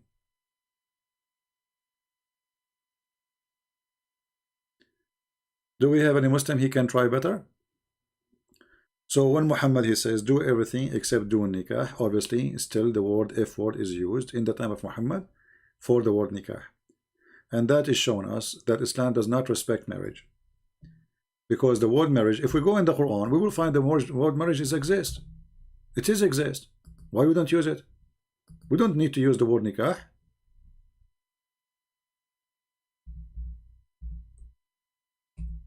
We do not need it. We have a way better, you know,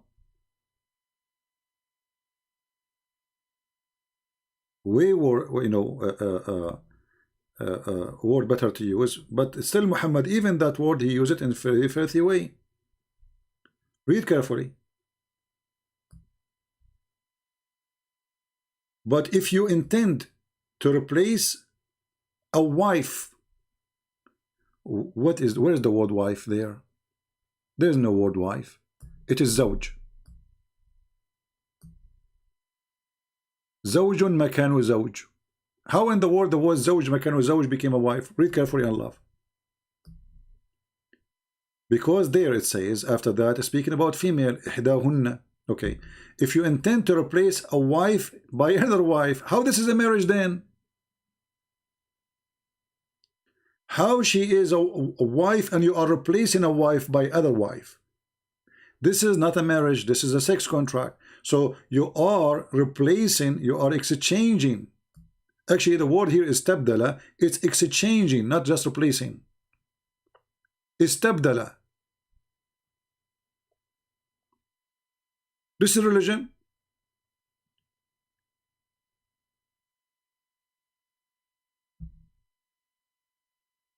Inshallah, do you Muslim replace a wife instead of wife? Is that what marriage is about? Is that, you see, when I said to you this is an employment contract, it is an employment contract. You exchange the employee by another employee. Look, if you wish, so you said to me this is a contract between two.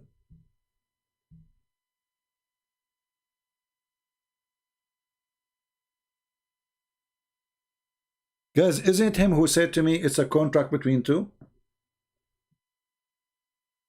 It's not. There's one person is in charge. If you wish, speaking to who? To the man. If you wish to exchange one wife for another wife, So if it's really a wife, then you don't exchange a wife by other wife. What is that? And then give them some money. This is wages for their service. Thank you for your service. Take care. Take a hike. And look what the Quran using, a very filthy word, exchange. Is not using the word divorce to marry a new woman. It's saying exchange a wife for another wife. How you can do that? Is that me giving you my wife and you give me your wife? Actually, this is true. It's about exchanging women. The Arab, they used to do that, and you can go and read my book, Section Allah, and you will see. They used to exchange women. And this is the same thing appear about Muhammad when Allah he copied the verse of Umar al-Khattab and he put it in the Quran.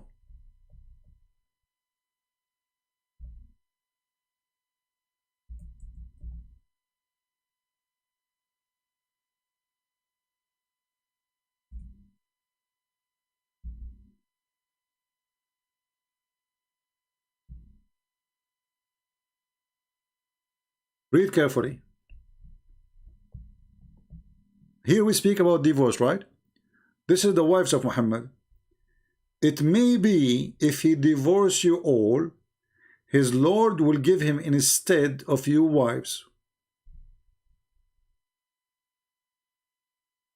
Divorce them all? All? All?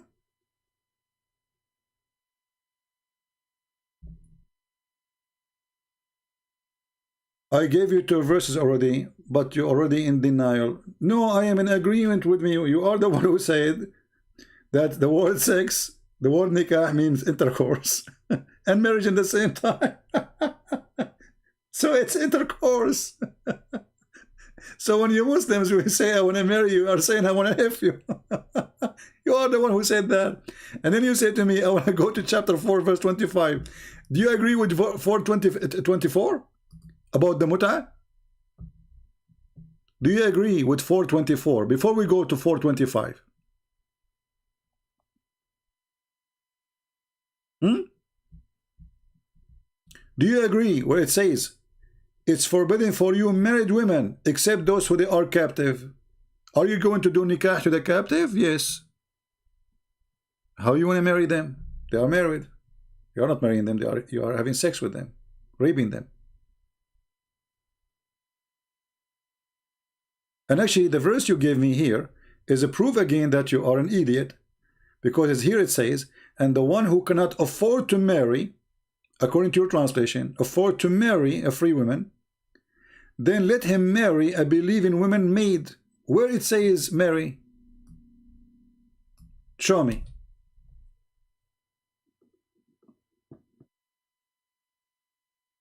Where it says the word marriage?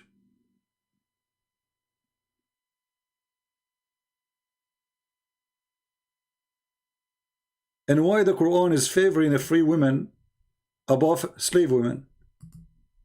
This is God?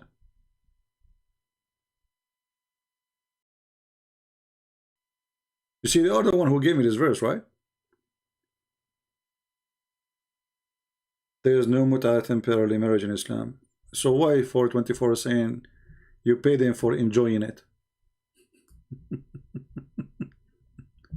Enjoying what? What translation you like me to show you? And here you are in trouble again.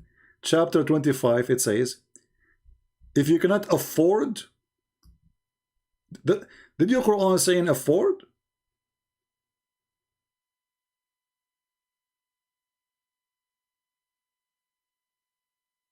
Afford?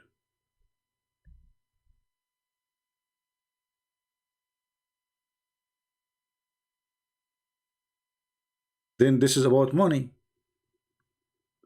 If you cannot afford to get a free woman to have nikah with her, go and find a slave.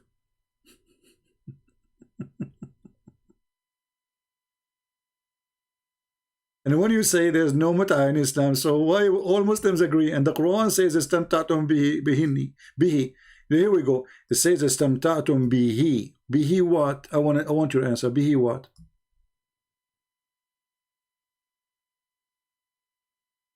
Oh, okay. So you pay her only if you enjoying the companionship. But no, it says bihi. Bihi, it's an object. Anyone who speaks Arabic, he knew that.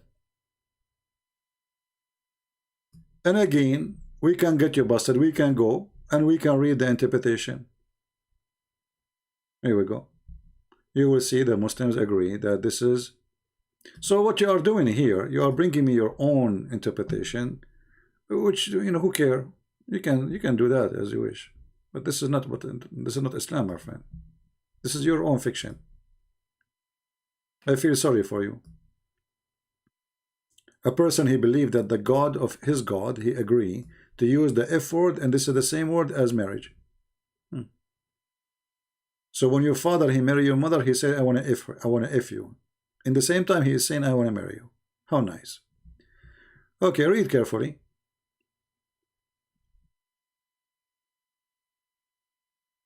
You should seek with your money marrying women for agreed period of time. Zawaj al-muta. Read carefully with me, guys. Does it say the word zawaj? Do you see the word zawaj? Why the Muslim, they say don't nikah muta? Why are using the word zawaj? Because this is the word for marriage. And the funny, they are using the word zawaj for muta. Which mean again, even if they use the word zawaj, there's no marriage. Because even muta, which is nothing but sexual intercourse, enjoying for a period of time, for paying money, getting paid. Even muta, they are calling it zawaj. So what Islam does, call intercourse, regardless if it is prostitution or not, they call it zawaj. They call it marriage. But in reality, it's not. This is why a man, he can exchange his wife. And he is the one, you know, he was helping us with the verses.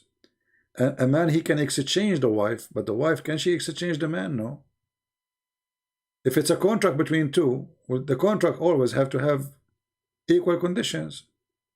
This is not a contract of equal conditions.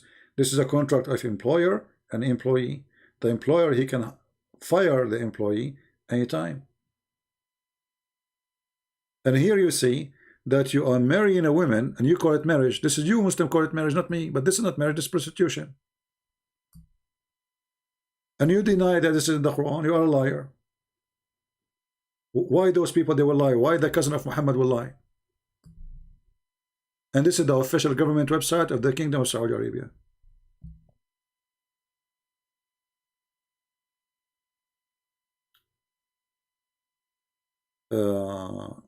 This is Abbas, the scholar Abbas. Abbas, you don't agree that Aisha, she was 6 years old. Hey Abbas, how you doing, man? We miss you. This is Abbas. Abbas, don't agree this is muta. And Abbas, don't agree this is about kids. If you say from the beginning this Abbas, we will love to hear you, man. That will be more hilarious if I'm And you know, guys, if you copy the video, don't forget to say Abbas agree that nikah mean the F word and marriage in the same time. That would be hilarious.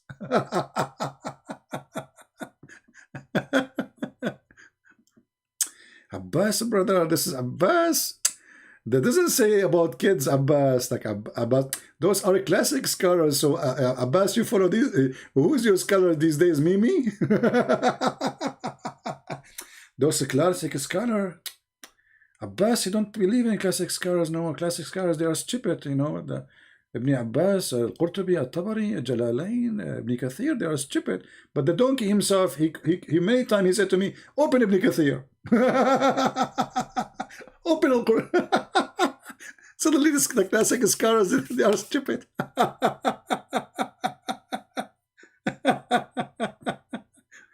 Abbas, how many times you told me, let us read what the scholar they say. How many times you told me open Ibn Kathir? Now you are saying to me the classic scholars, they don't know medical?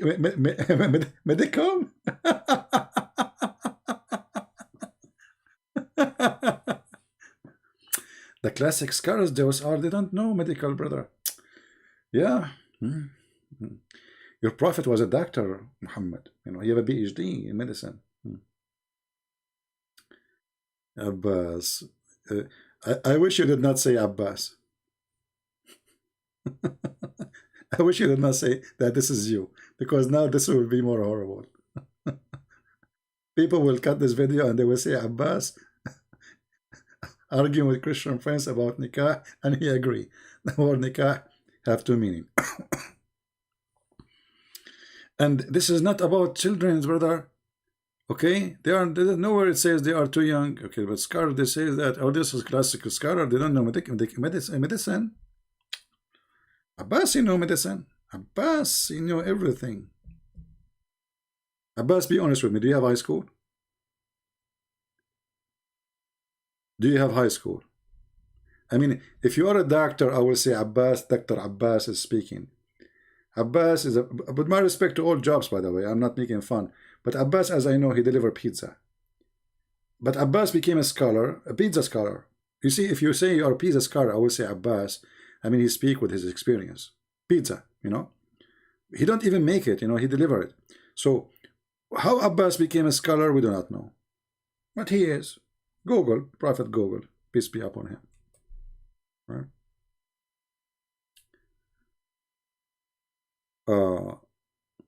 You always say Abbas scholars without mistakes. You always say they make. Okay, did your prophet make mistake, Abbas? Before you go, do your prophet make mistakes? I want an answer from you, confirming. Do your prophet make mistakes?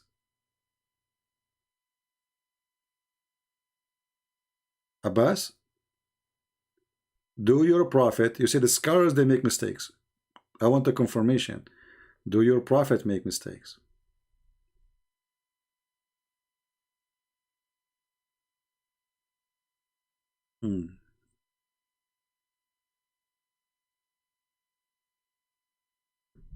Abbas is searching Google. Did my prophet make mistake? No, actually, I blocked him. Actually, I remember I blocked him because he's so stupid. You know, so this guy is so arrogant. No, I blocked him because he insulted Jesus. Do you remember? You remember what he said about Jesus? He called and he insulted Jesus. And he says, your Jesus, I'm insulting him because your Jesus is not ours. And I agree. Our Jesus is not his. So he have a very filthy tongue, was insulting Jesus. I forgot what he said exactly, but he was insulting Jesus badly. Okay, guys, read carefully. Abbas, he just said something. I will make a video about it, actually. My coming video, Abbas is going to say, Abbas said, my prophet, he made mistakes, but not in religion. Not in religion. So you stupid, why Allah, he says to him, why you forbid yourself what Allah made lawful for you in the chapter of At-Tahrim? Huh? Who is the stupid here? You just said, my prophet did not make a mistake about religion. So why is God saying to him, why you forbid what is made lawful for you? Isn't it this is forbidden part of religion? Isn't it the Muslim, they follow what Muhammad say? How he forbid what is made lawful for him?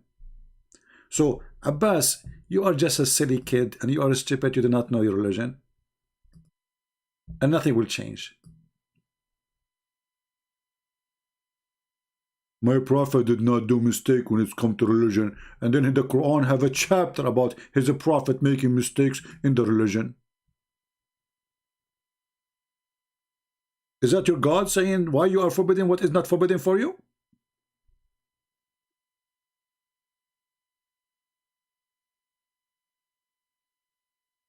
Are you there? Potato. Yeah, this coward, you know, I will never forgive him actually for what he said about Jesus. I spit at you, Abbas. You are very filthy. Yeah, get lost, coward. Filthy coward. That's why he didn't dare from the beginning to say he's Abbas. This filthy, he said very bad language. And you see, the Muslim, they claim that they respect Jesus. And he says that Jesus, the one we believe, is not their Jesus, which is against their religion, but not against mine. Because in his religion, they say that the Christian, they say that Jesus is Son of God. So the Islam says that the Jesus they are speaking of is the same Jesus we have. This coward, he denied the Quran and he spit at his prophet. He denied that the Quran confirmed that the Jesus we speak of is the same Jesus in their religion. And he says, I am insulting Jesus because Jesus in Islam is not the same Jesus in Christianity. When his stupid Quran confirmed that the same Jesus is the Christians, they believe that he is God. The same Isa they are speaking of. You are a potato. Don't ever come here, Abbas. Unless you make a video apologizing for insulting Jesus. If you don't do that, you are not welcome here. And the reason I am insisting that you do that, because if you truly believe that you are a Muslim, and the Muslim, they claim that they believe and they respect Jesus, then how you are going against your book? Obviously, you are just a trashy person. Filthy mouth. So, repent. Even according to your religion, you have to repent. Shame on you. When your stupid Quran says that the Christian, they say that the Messiah is Allah. They were speaking about who? Our Messiah or different Messiah? Our Messiah. So you filthy you deny even your Quran.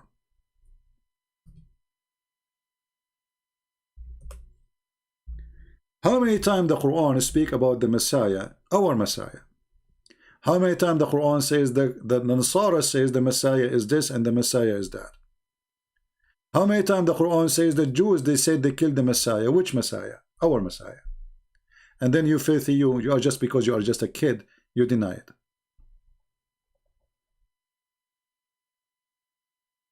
You don't respect your prophet. And actually this is recorded and people, they have it already. So all Muslims will spit at you for saying such a thing. But you know, we are used to the Muslim these days. As long as you are insulting Jesus, insulting Mary, insulting anyone, it's okay. But don't insult Muhammad. Right? Anyway, guys, we have enough for today. I hope you have a good time. And remember, tell your friends that we are going to be live in this account for now. Until further not, we don't know. I mean, further notice. Maybe a month, maybe a week, maybe we don't know. And anytime we lose channels, always you can go to Patreon and you can find the last link I will post, and that will update you where is my channel is. Those channels are not really important, you know. The number of subscription is not really important for me, because it doesn't matter if I have 1 subscriber or 70 or 80,000 or whatever, you know. It's still the same. The same number of people will come, people they will follow, people will search for me, and people will come. I say to those who are trying to stop me, it's too late. It's too late. You know, maybe this can happen, you know, long time ago. But now every single Muslim in the world, he knew Christian Prince. And there's no Christian who is interested in the topic who do not know my name. So if you think you can stop me, that is impossible. And open an account in YouTube, it takes 2 seconds. And we have hundreds of them already. All right? So please inform your friends. And always you can get the update in case we lose a channel. Because we might lose this one too. You never know. We might lose the other one. We did not lose it. I just stopped doing broadcast. I mean, I did not go live yet. They gave me a strike. Can you believe it? This is how much they are terrified. I did not even go live. I did not even speak about the topic. They gave me a strike. I just put the title and I got strike. Can you believe it? And again, a correction for the mistake I made in the previous video. It was not a mistake really. It was just you know, because Nefertiti is the name we, you know, the famous name we used to remember from school. So it was not the wife of King Ramses, which is proven Muhammad to be fraud. It is not really it's not Nefertiti, it's Nefertari. Nefertari.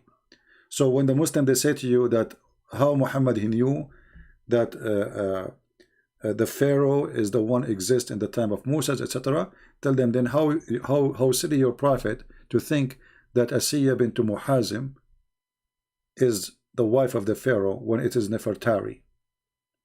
And this is history, have nothing to do with the Christians, have nothing to do with the Jews. Even the Egyptian Muslims agree with it. And as you see, the article in front of us is written by Egyptian Muslims. This is a pure history, speaking that the Queen Nefertari, she was the wife of the King Ramses II, and even he married her before he became a king. So how Muhammad changed the name and the ethnic of this woman from a Nefertari, the Egyptian queen, she is a daughter of a king, to become Asiya bint Muhazim, and she was a believer. And even some Muslims, they say she was a Jew.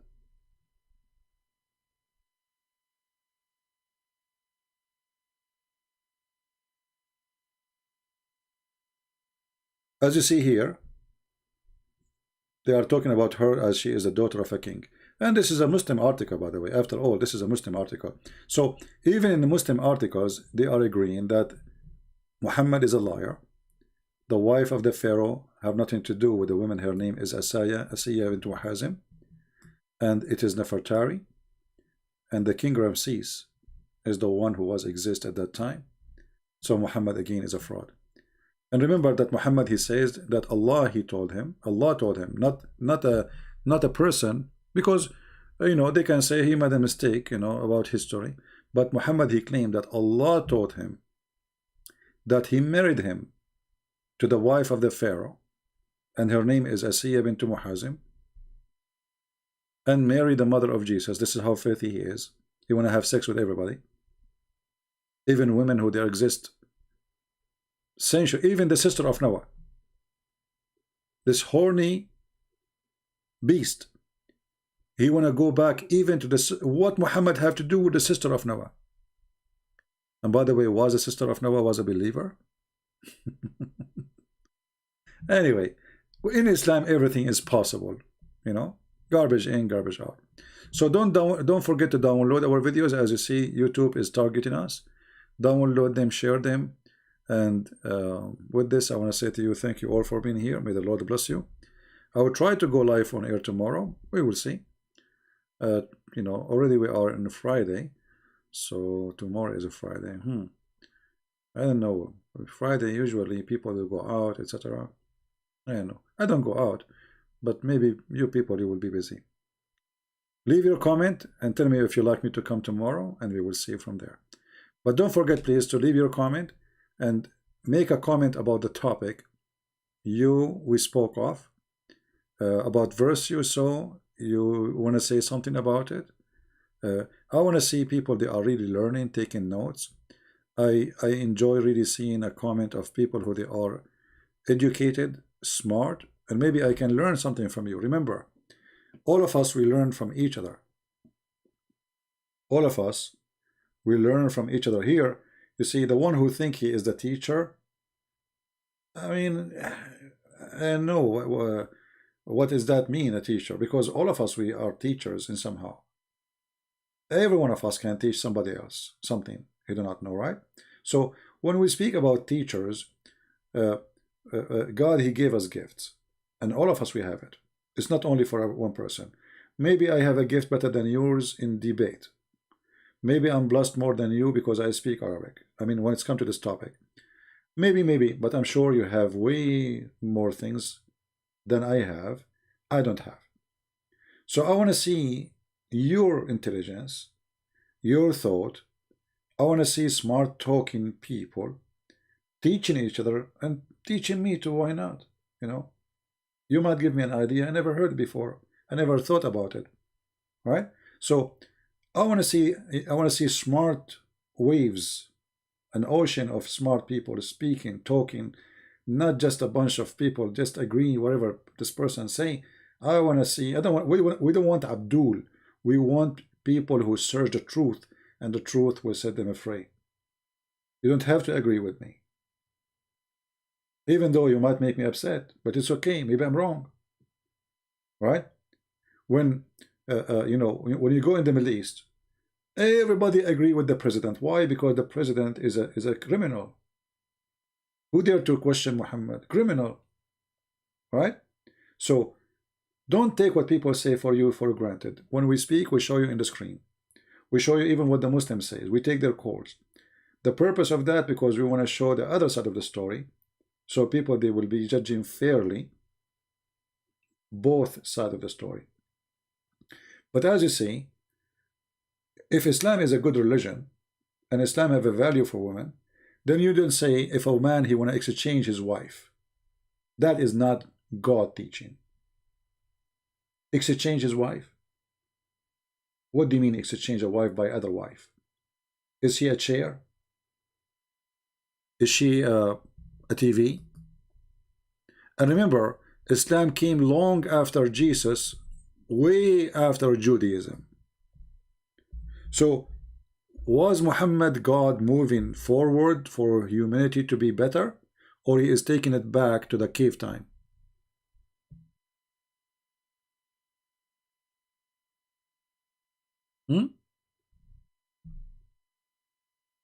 Was that for the cave time? If you want to exchange a wife with other wife?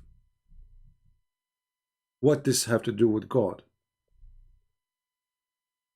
And why you are giving them such a permission to exchange? You see, I say, okay, he divorced her because they don't like each other. Okay, but here they are talking about exchange a wife by other wife. What does that mean? How insulting. So the wife in Islam is not really a wife. She is just an employee. We get rid of her as I wish. If you wish, even look at the language. If you wish, it's up to his wish. You as a female, you are nothing but a wish. He get rid of you, he take you, he use you, he throw you, he exchange you. This is not from God. You see, Muhammad, he was trying to copy the Jews, and the Jews, they always abuse women. Always. When Jesus, he spoke to the Christian and he spoke to the Jews about divorce, he made it so clear that divorce should be very hard. Why? Because those men, they marry women when they are young, beautiful. When they get a little bit older, he replace her, he have money. He go and find different women. Okay, you go home. I don't want you no more. Yeah, you go. I don't want you. You know. So Muhammad is a counterfeit of the Jewish behavior toward women. They were very aggressive toward women. They were always putting women down, and even they are using them. So Muhammad, he was trying to be just another Jew, but he made it way, instead of even to be a Jew, he could not be a Jew. He made it just a sexual contract. So the Jewish, they have their own tradition, and many of them, they are not following the Bible. Muhammad is trying to copy from a tradition to make it his own Quran. And then he abused women by making it so easy to exchange women, to divorce them, to marry them, if we can't call it marriage. And as you see, even the Muslims agree that the word nikah means the F word, yet they say it's marriage. That alone is a big insult for this God in heaven who could not find a better word to use instead of the F word to make it marriage. You know, the best thing about marriage, yes, the man, he liked the woman because she is a woman, right? So the gender is important, and the woman, she liked the man because he's a man. That's not a question about it. But in the same time, the marriage is based on a noble reasoning, not in intercourse. When God, he created Adam and Eve, he created one Eve to one Adam. So why Islam, they want to have too many Eve for one Adam? What went wrong? What's the problem? What one Eve cannot do, many Eve can do. Why a man he need more? Even their heaven is a sexual heaven. So this is a very sexual religion. Women, she is just a toy to use and abuse. If you wish, you exchange them. If you wish, you replace them. If you wish, you marry them. If you wish, you divorce them. If you wish, you if you wish, you don't. Once a Muslim woman, she left Islam and she said, I did not leave Islam because of you. I left Islam because I discovered that Islam is made by the man for the man. And this is exactly what it is. What she said is absolutely true. Islam is a religion made by the man for the man. Muhammad, he wanted fighters to conquer and give him more slaves for sex, for money. So he promised all the promises for men, and the women, they are just an object. Who care? This is why Aisha, she said, I never saw a suffering woman as much as a believing woman. So Aisha in his time, she witnessed that the most suffering women are the believing women, not Christian women, believing in Muhammad, because Muhammad is their God.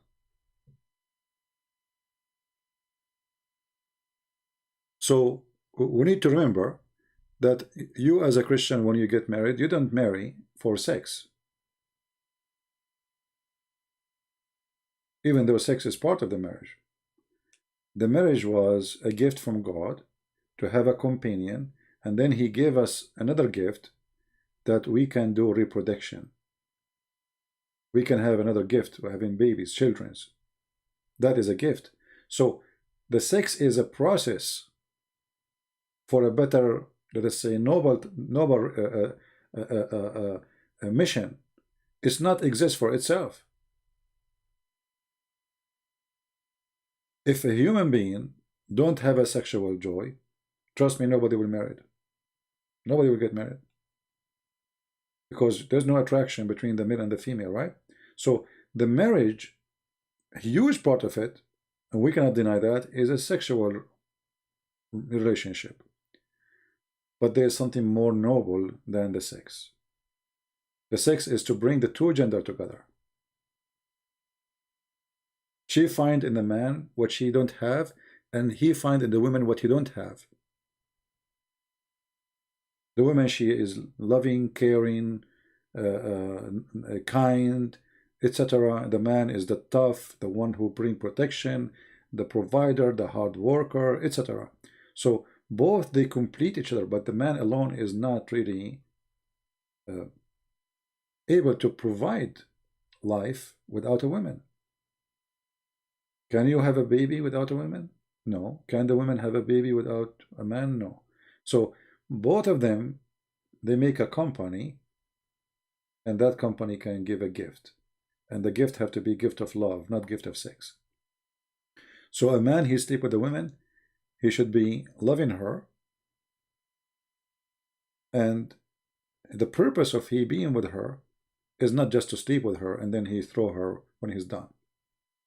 The purpose of sleeping with her, because she is his wife, and he want to have a family. He want to have a children. He want to have a new life.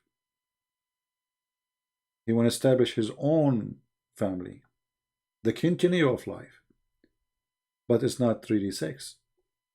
Because if a man, he go for a woman just because of sex, then he have no wife. Any woman is a target. Then the word wife is not legitimate actually to use. Why we need wife? If we are just exist for sex, then any woman can do that. Any man can do that. You do not need to have a partner as a wife or a husband. So when Islam speak about muta, this is telling us Islam is a hippie religion, does not respect marriage, and marriage does not exist. And the funny is they call muta marriage, even muta, which is temporarily for contract of 3 days or 2 days of sexual relationship. How in the world you call it marriage? So Islam destroyed the very basic of family. This is why Islamic family doesn't exist. I remember when I was a kid, I went to, I was a kid, and there's in my school, Muslim kids. I go to their house. The kid, he was saying to his brother, F to your mother. I said to him, how you say that to your mother? He said to me, oh, his mother is not my mother. My mother is not his mother. Muhammad destroyed the family. There's no family no more. I remember one of the kids, we went with him. He said that he want to buy some candies, so we went to his dad. He want to get some like some coins. His dad, he said to him, "You are the son of who?" He's the father. He don't remember. He don't know who is the son of who. He know this is his son, but he don't know which wife. The father is very old. He's asking his son, "You are the son of who? Which wife?"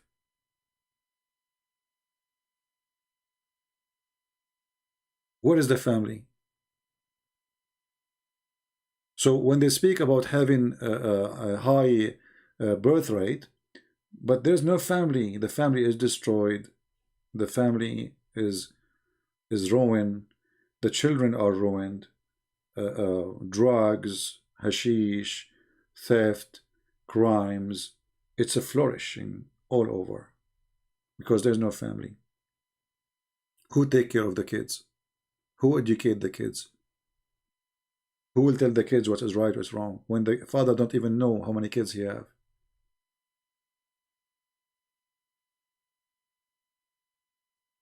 Right?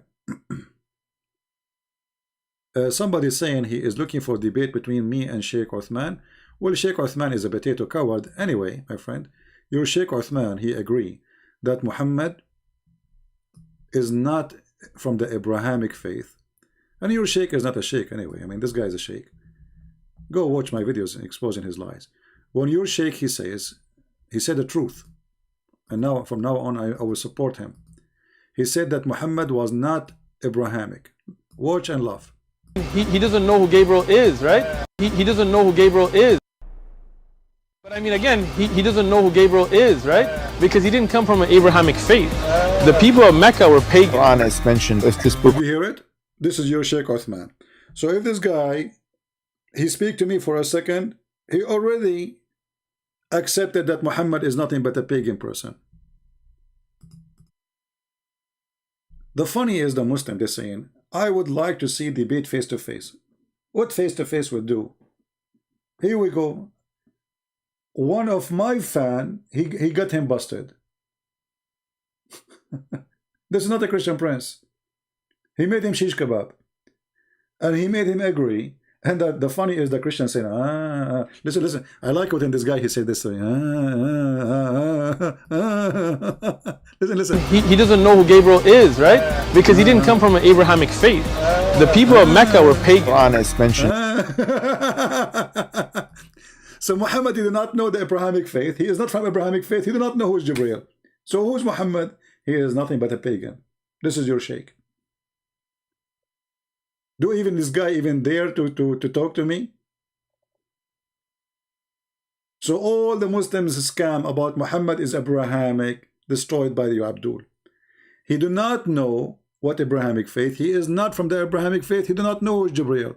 Why? Because the Arab, they were pagan. But I mean, again, he doesn't know who Gabriel is, right? Because he didn't come from an Abrahamic faith. The people of Mecca were pagan. Quran is mentioned.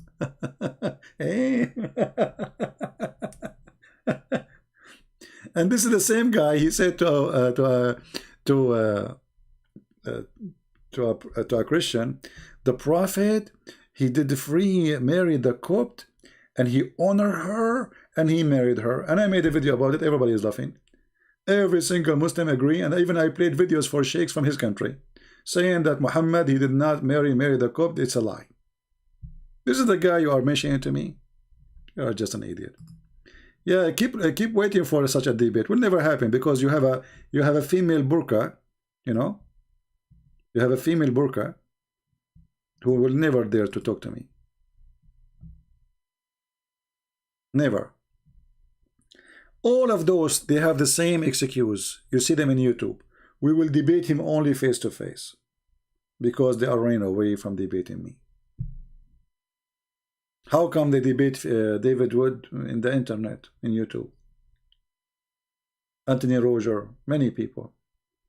How come with me only face to face? How come apostate prophet, nobody says to him face to face? Why only me? Because simply they have to bring an excuse. All of them, they share the one thing. Face to face excuse. Well, my friend, I am your God, Allah, worship me, and you cannot see my face. Deal with it. Your God, Allah, He is a person. I don't want to say I am Allah, because Allah is not good as I am. I have to admit. And I am a sinner, but I am not that filthy like Allah. But look what Allah He says.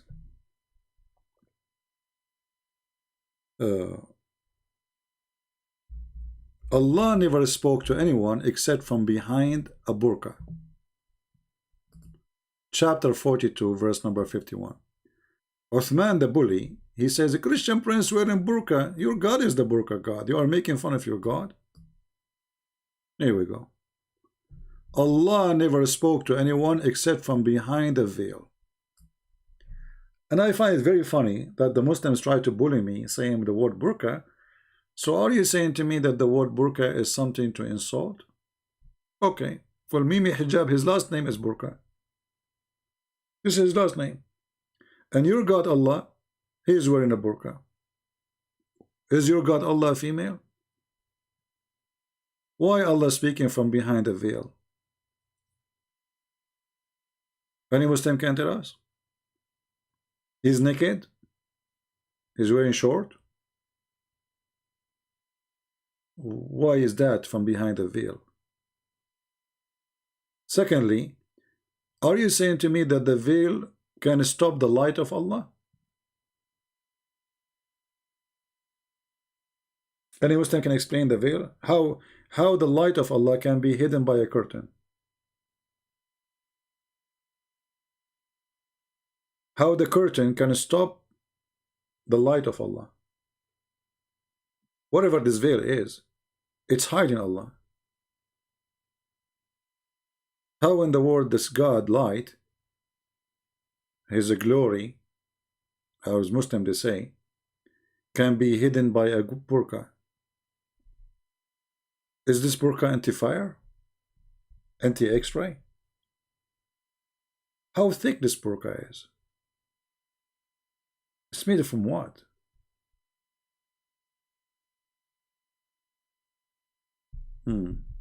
That's the question. Muslim will never go for it. So you will notice always the Muslim, they try to bully anyone. He is a terrifying person for them. And actually even the one who is not, they try to bully them. But because bully doesn't work with me, and I laugh at it. You know, they try to bully apostate prophet, speaking about him, about his wife, what is the other guy, and all of them, you know, I mean, they are very savage, very trashy. Remember one thing, when you fight this religion, you have to be strong. You have to be really strong, because they will try to bully you. So if you are a person who can be infected by bullying, don't go in that direction. You have to be a person who don't care what they say. Walk straight and keep your head up. Let the dogs bark. Dogs are dogs. You cannot make them lions. Lions, they don't do bullying. Lions, they come and debate those who they claim they can refute them.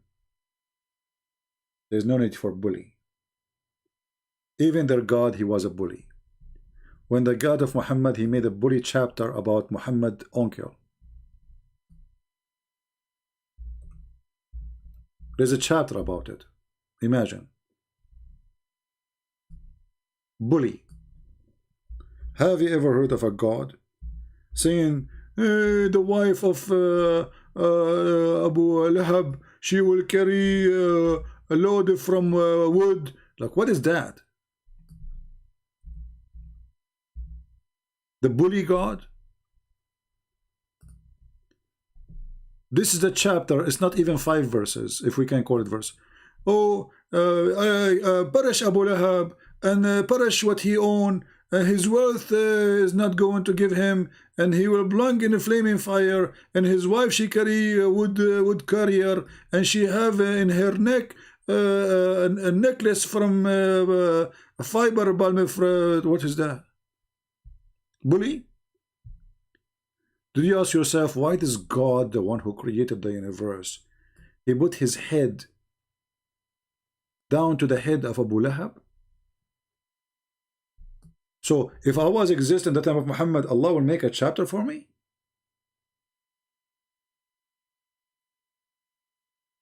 Do you see the bully God? What is this? Why this God? I mean, this guy is nobody. He's a human being. Just you can delete him. You're God. You know, you can just move your finger. It's done. What is this? This is a God in disability. He's just rambling, saying nothing except stupid things. His wife, she will carry wood, and she have a fiber from palm tree necklace. What does that mean? Refute them, debate them if you want. Prove them wrong if you want. And instead of making a drama, make a miracle for Muhammad so they can see he's a prophet. This is the chapter 111. Chapter 111. So, this is going to be from God. The bully chapter. God will not go in that low down, you know. Like, you see, you look at Jesus. Jesus, they were cursing him, putting nails in his hands, etc. Forgive them, Father, they don't know what they are doing. The God of Muhammad is making cursing verses to the uncle of Abu Muhammad.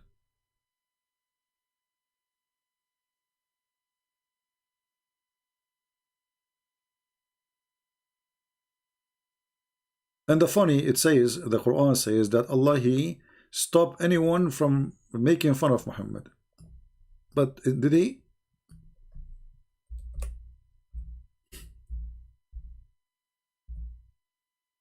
Did He, Muslims?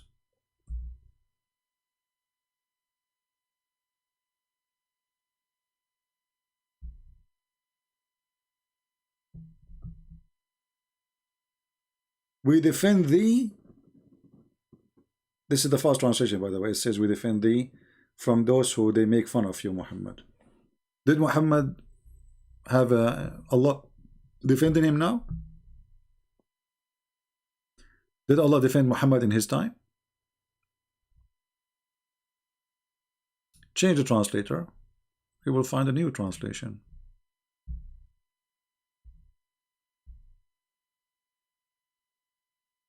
Allah never defend Muhammad in anything. Here we go, I'm making fun of him.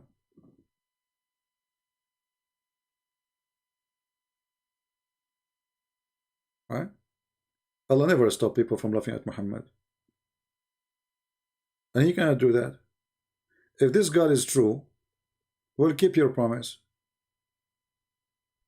People making cartoon. I mean, yeah, YouTube is trying to protect Muhammad. You know, we agree. The atheists, they are in bed with the devil.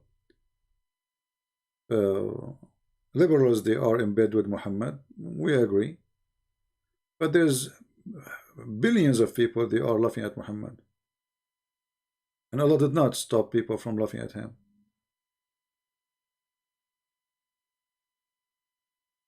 And the word here in Arabic, inna kafaynaka, which means we stop, that's it. Nobody can do that to you.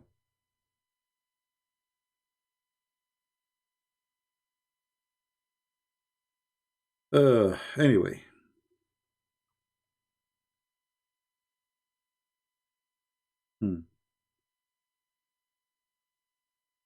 Let us stop here, otherwise this is in this. So please take a note, again, that we are not going to go live in the other account. Tell your friends that for now we will be in the Arabian Prophet for a certain time. And again and again and again, I remind you, if we ever lose any accounts here, Arabian Prophet, Christian Prince, it doesn't matter. We will go live in air again. And always you can go to my page in Patreon to find out where I'm going to be live. The beach, because as you see, you know, I mean, always when I receive, you know, like when I get like 100,000 subscribers, 70,000, 80,000, they make me lose the account. Otherwise, by now I should have like millions of subscribers, literally millions. But because they are evil, you know, they think they can make me give up, make me like, oh, I lost my account after all. Who care? What I care for, that I will go live and I will teach. And actually, you know, if I don't have an opportunity to go live, then I will write books. Muslims, which one you will like? Me writing books or going live? Trust me, my books will be more horrible because they will be more professional. So live or not, still we are going to make Muhammad, put him in his place. We will show everybody how he is. So anyway, if we lose an account, please remember, you go to Patreon and you see the last link I posted for coming live. That will be the link I'm going to. It's not really necessarily to be here, or the name of the account is not important. What is important is I will be live, you join. All right. So I love you all, and I want to say thank you all for being here, and I will see you soon again. Christ is Lord. Islam is a scam, and we believe it to be true, for it is true. The Lord is our Savior, and the devil Muhammad will never be able to stop us from following the Messiah. A person who have no ethic, a person who have no dignity, a person who have no God, a person, even the Muslims agree that he was not Abrahamic. He did not know even what the faith of Abraham, and the Quran confirmed that. Why in the world anyone want to follow such an evil person?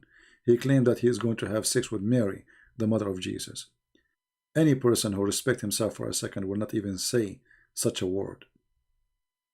What kind of a person he want to have sex with the wife or the sister of Pharaoh, or the sister of Noah? What's wrong with this guy? He is evil. He is the devil. He want to be God to be worshipped. He changed his name from Qatham to Muhammad, the praised one, for he's trying to erase Jesus from your life. He is trying to replace God, the true God, by him. The filthy Muhammad, he claimed that he is a servant of God, but in reality, he is the one who wants people to worship him. And this is what happened to the Muslims. They claim that Muhammad is a servant of God, but if you insult their God, they don't go angry. If you insult Muhammad, they eat you alive. They are possessed with the devil Muhammad. And we are here to free them from his possession. Thank you. God bless you, and see you soon again. Take care.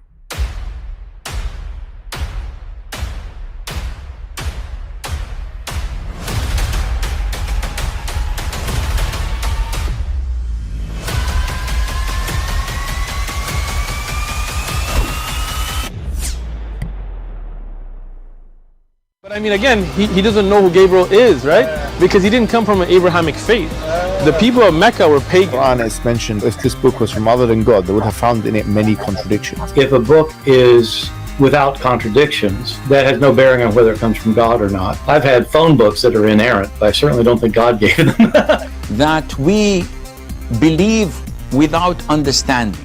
The brother asked a very important question, that most of the scholars say that listening to music, watching movies, and most of the television programs, they're haram. So how can we have fun? Let me tell you, brother, at the outset, that having fun is permitted in Islam as long as the fun is halal fun.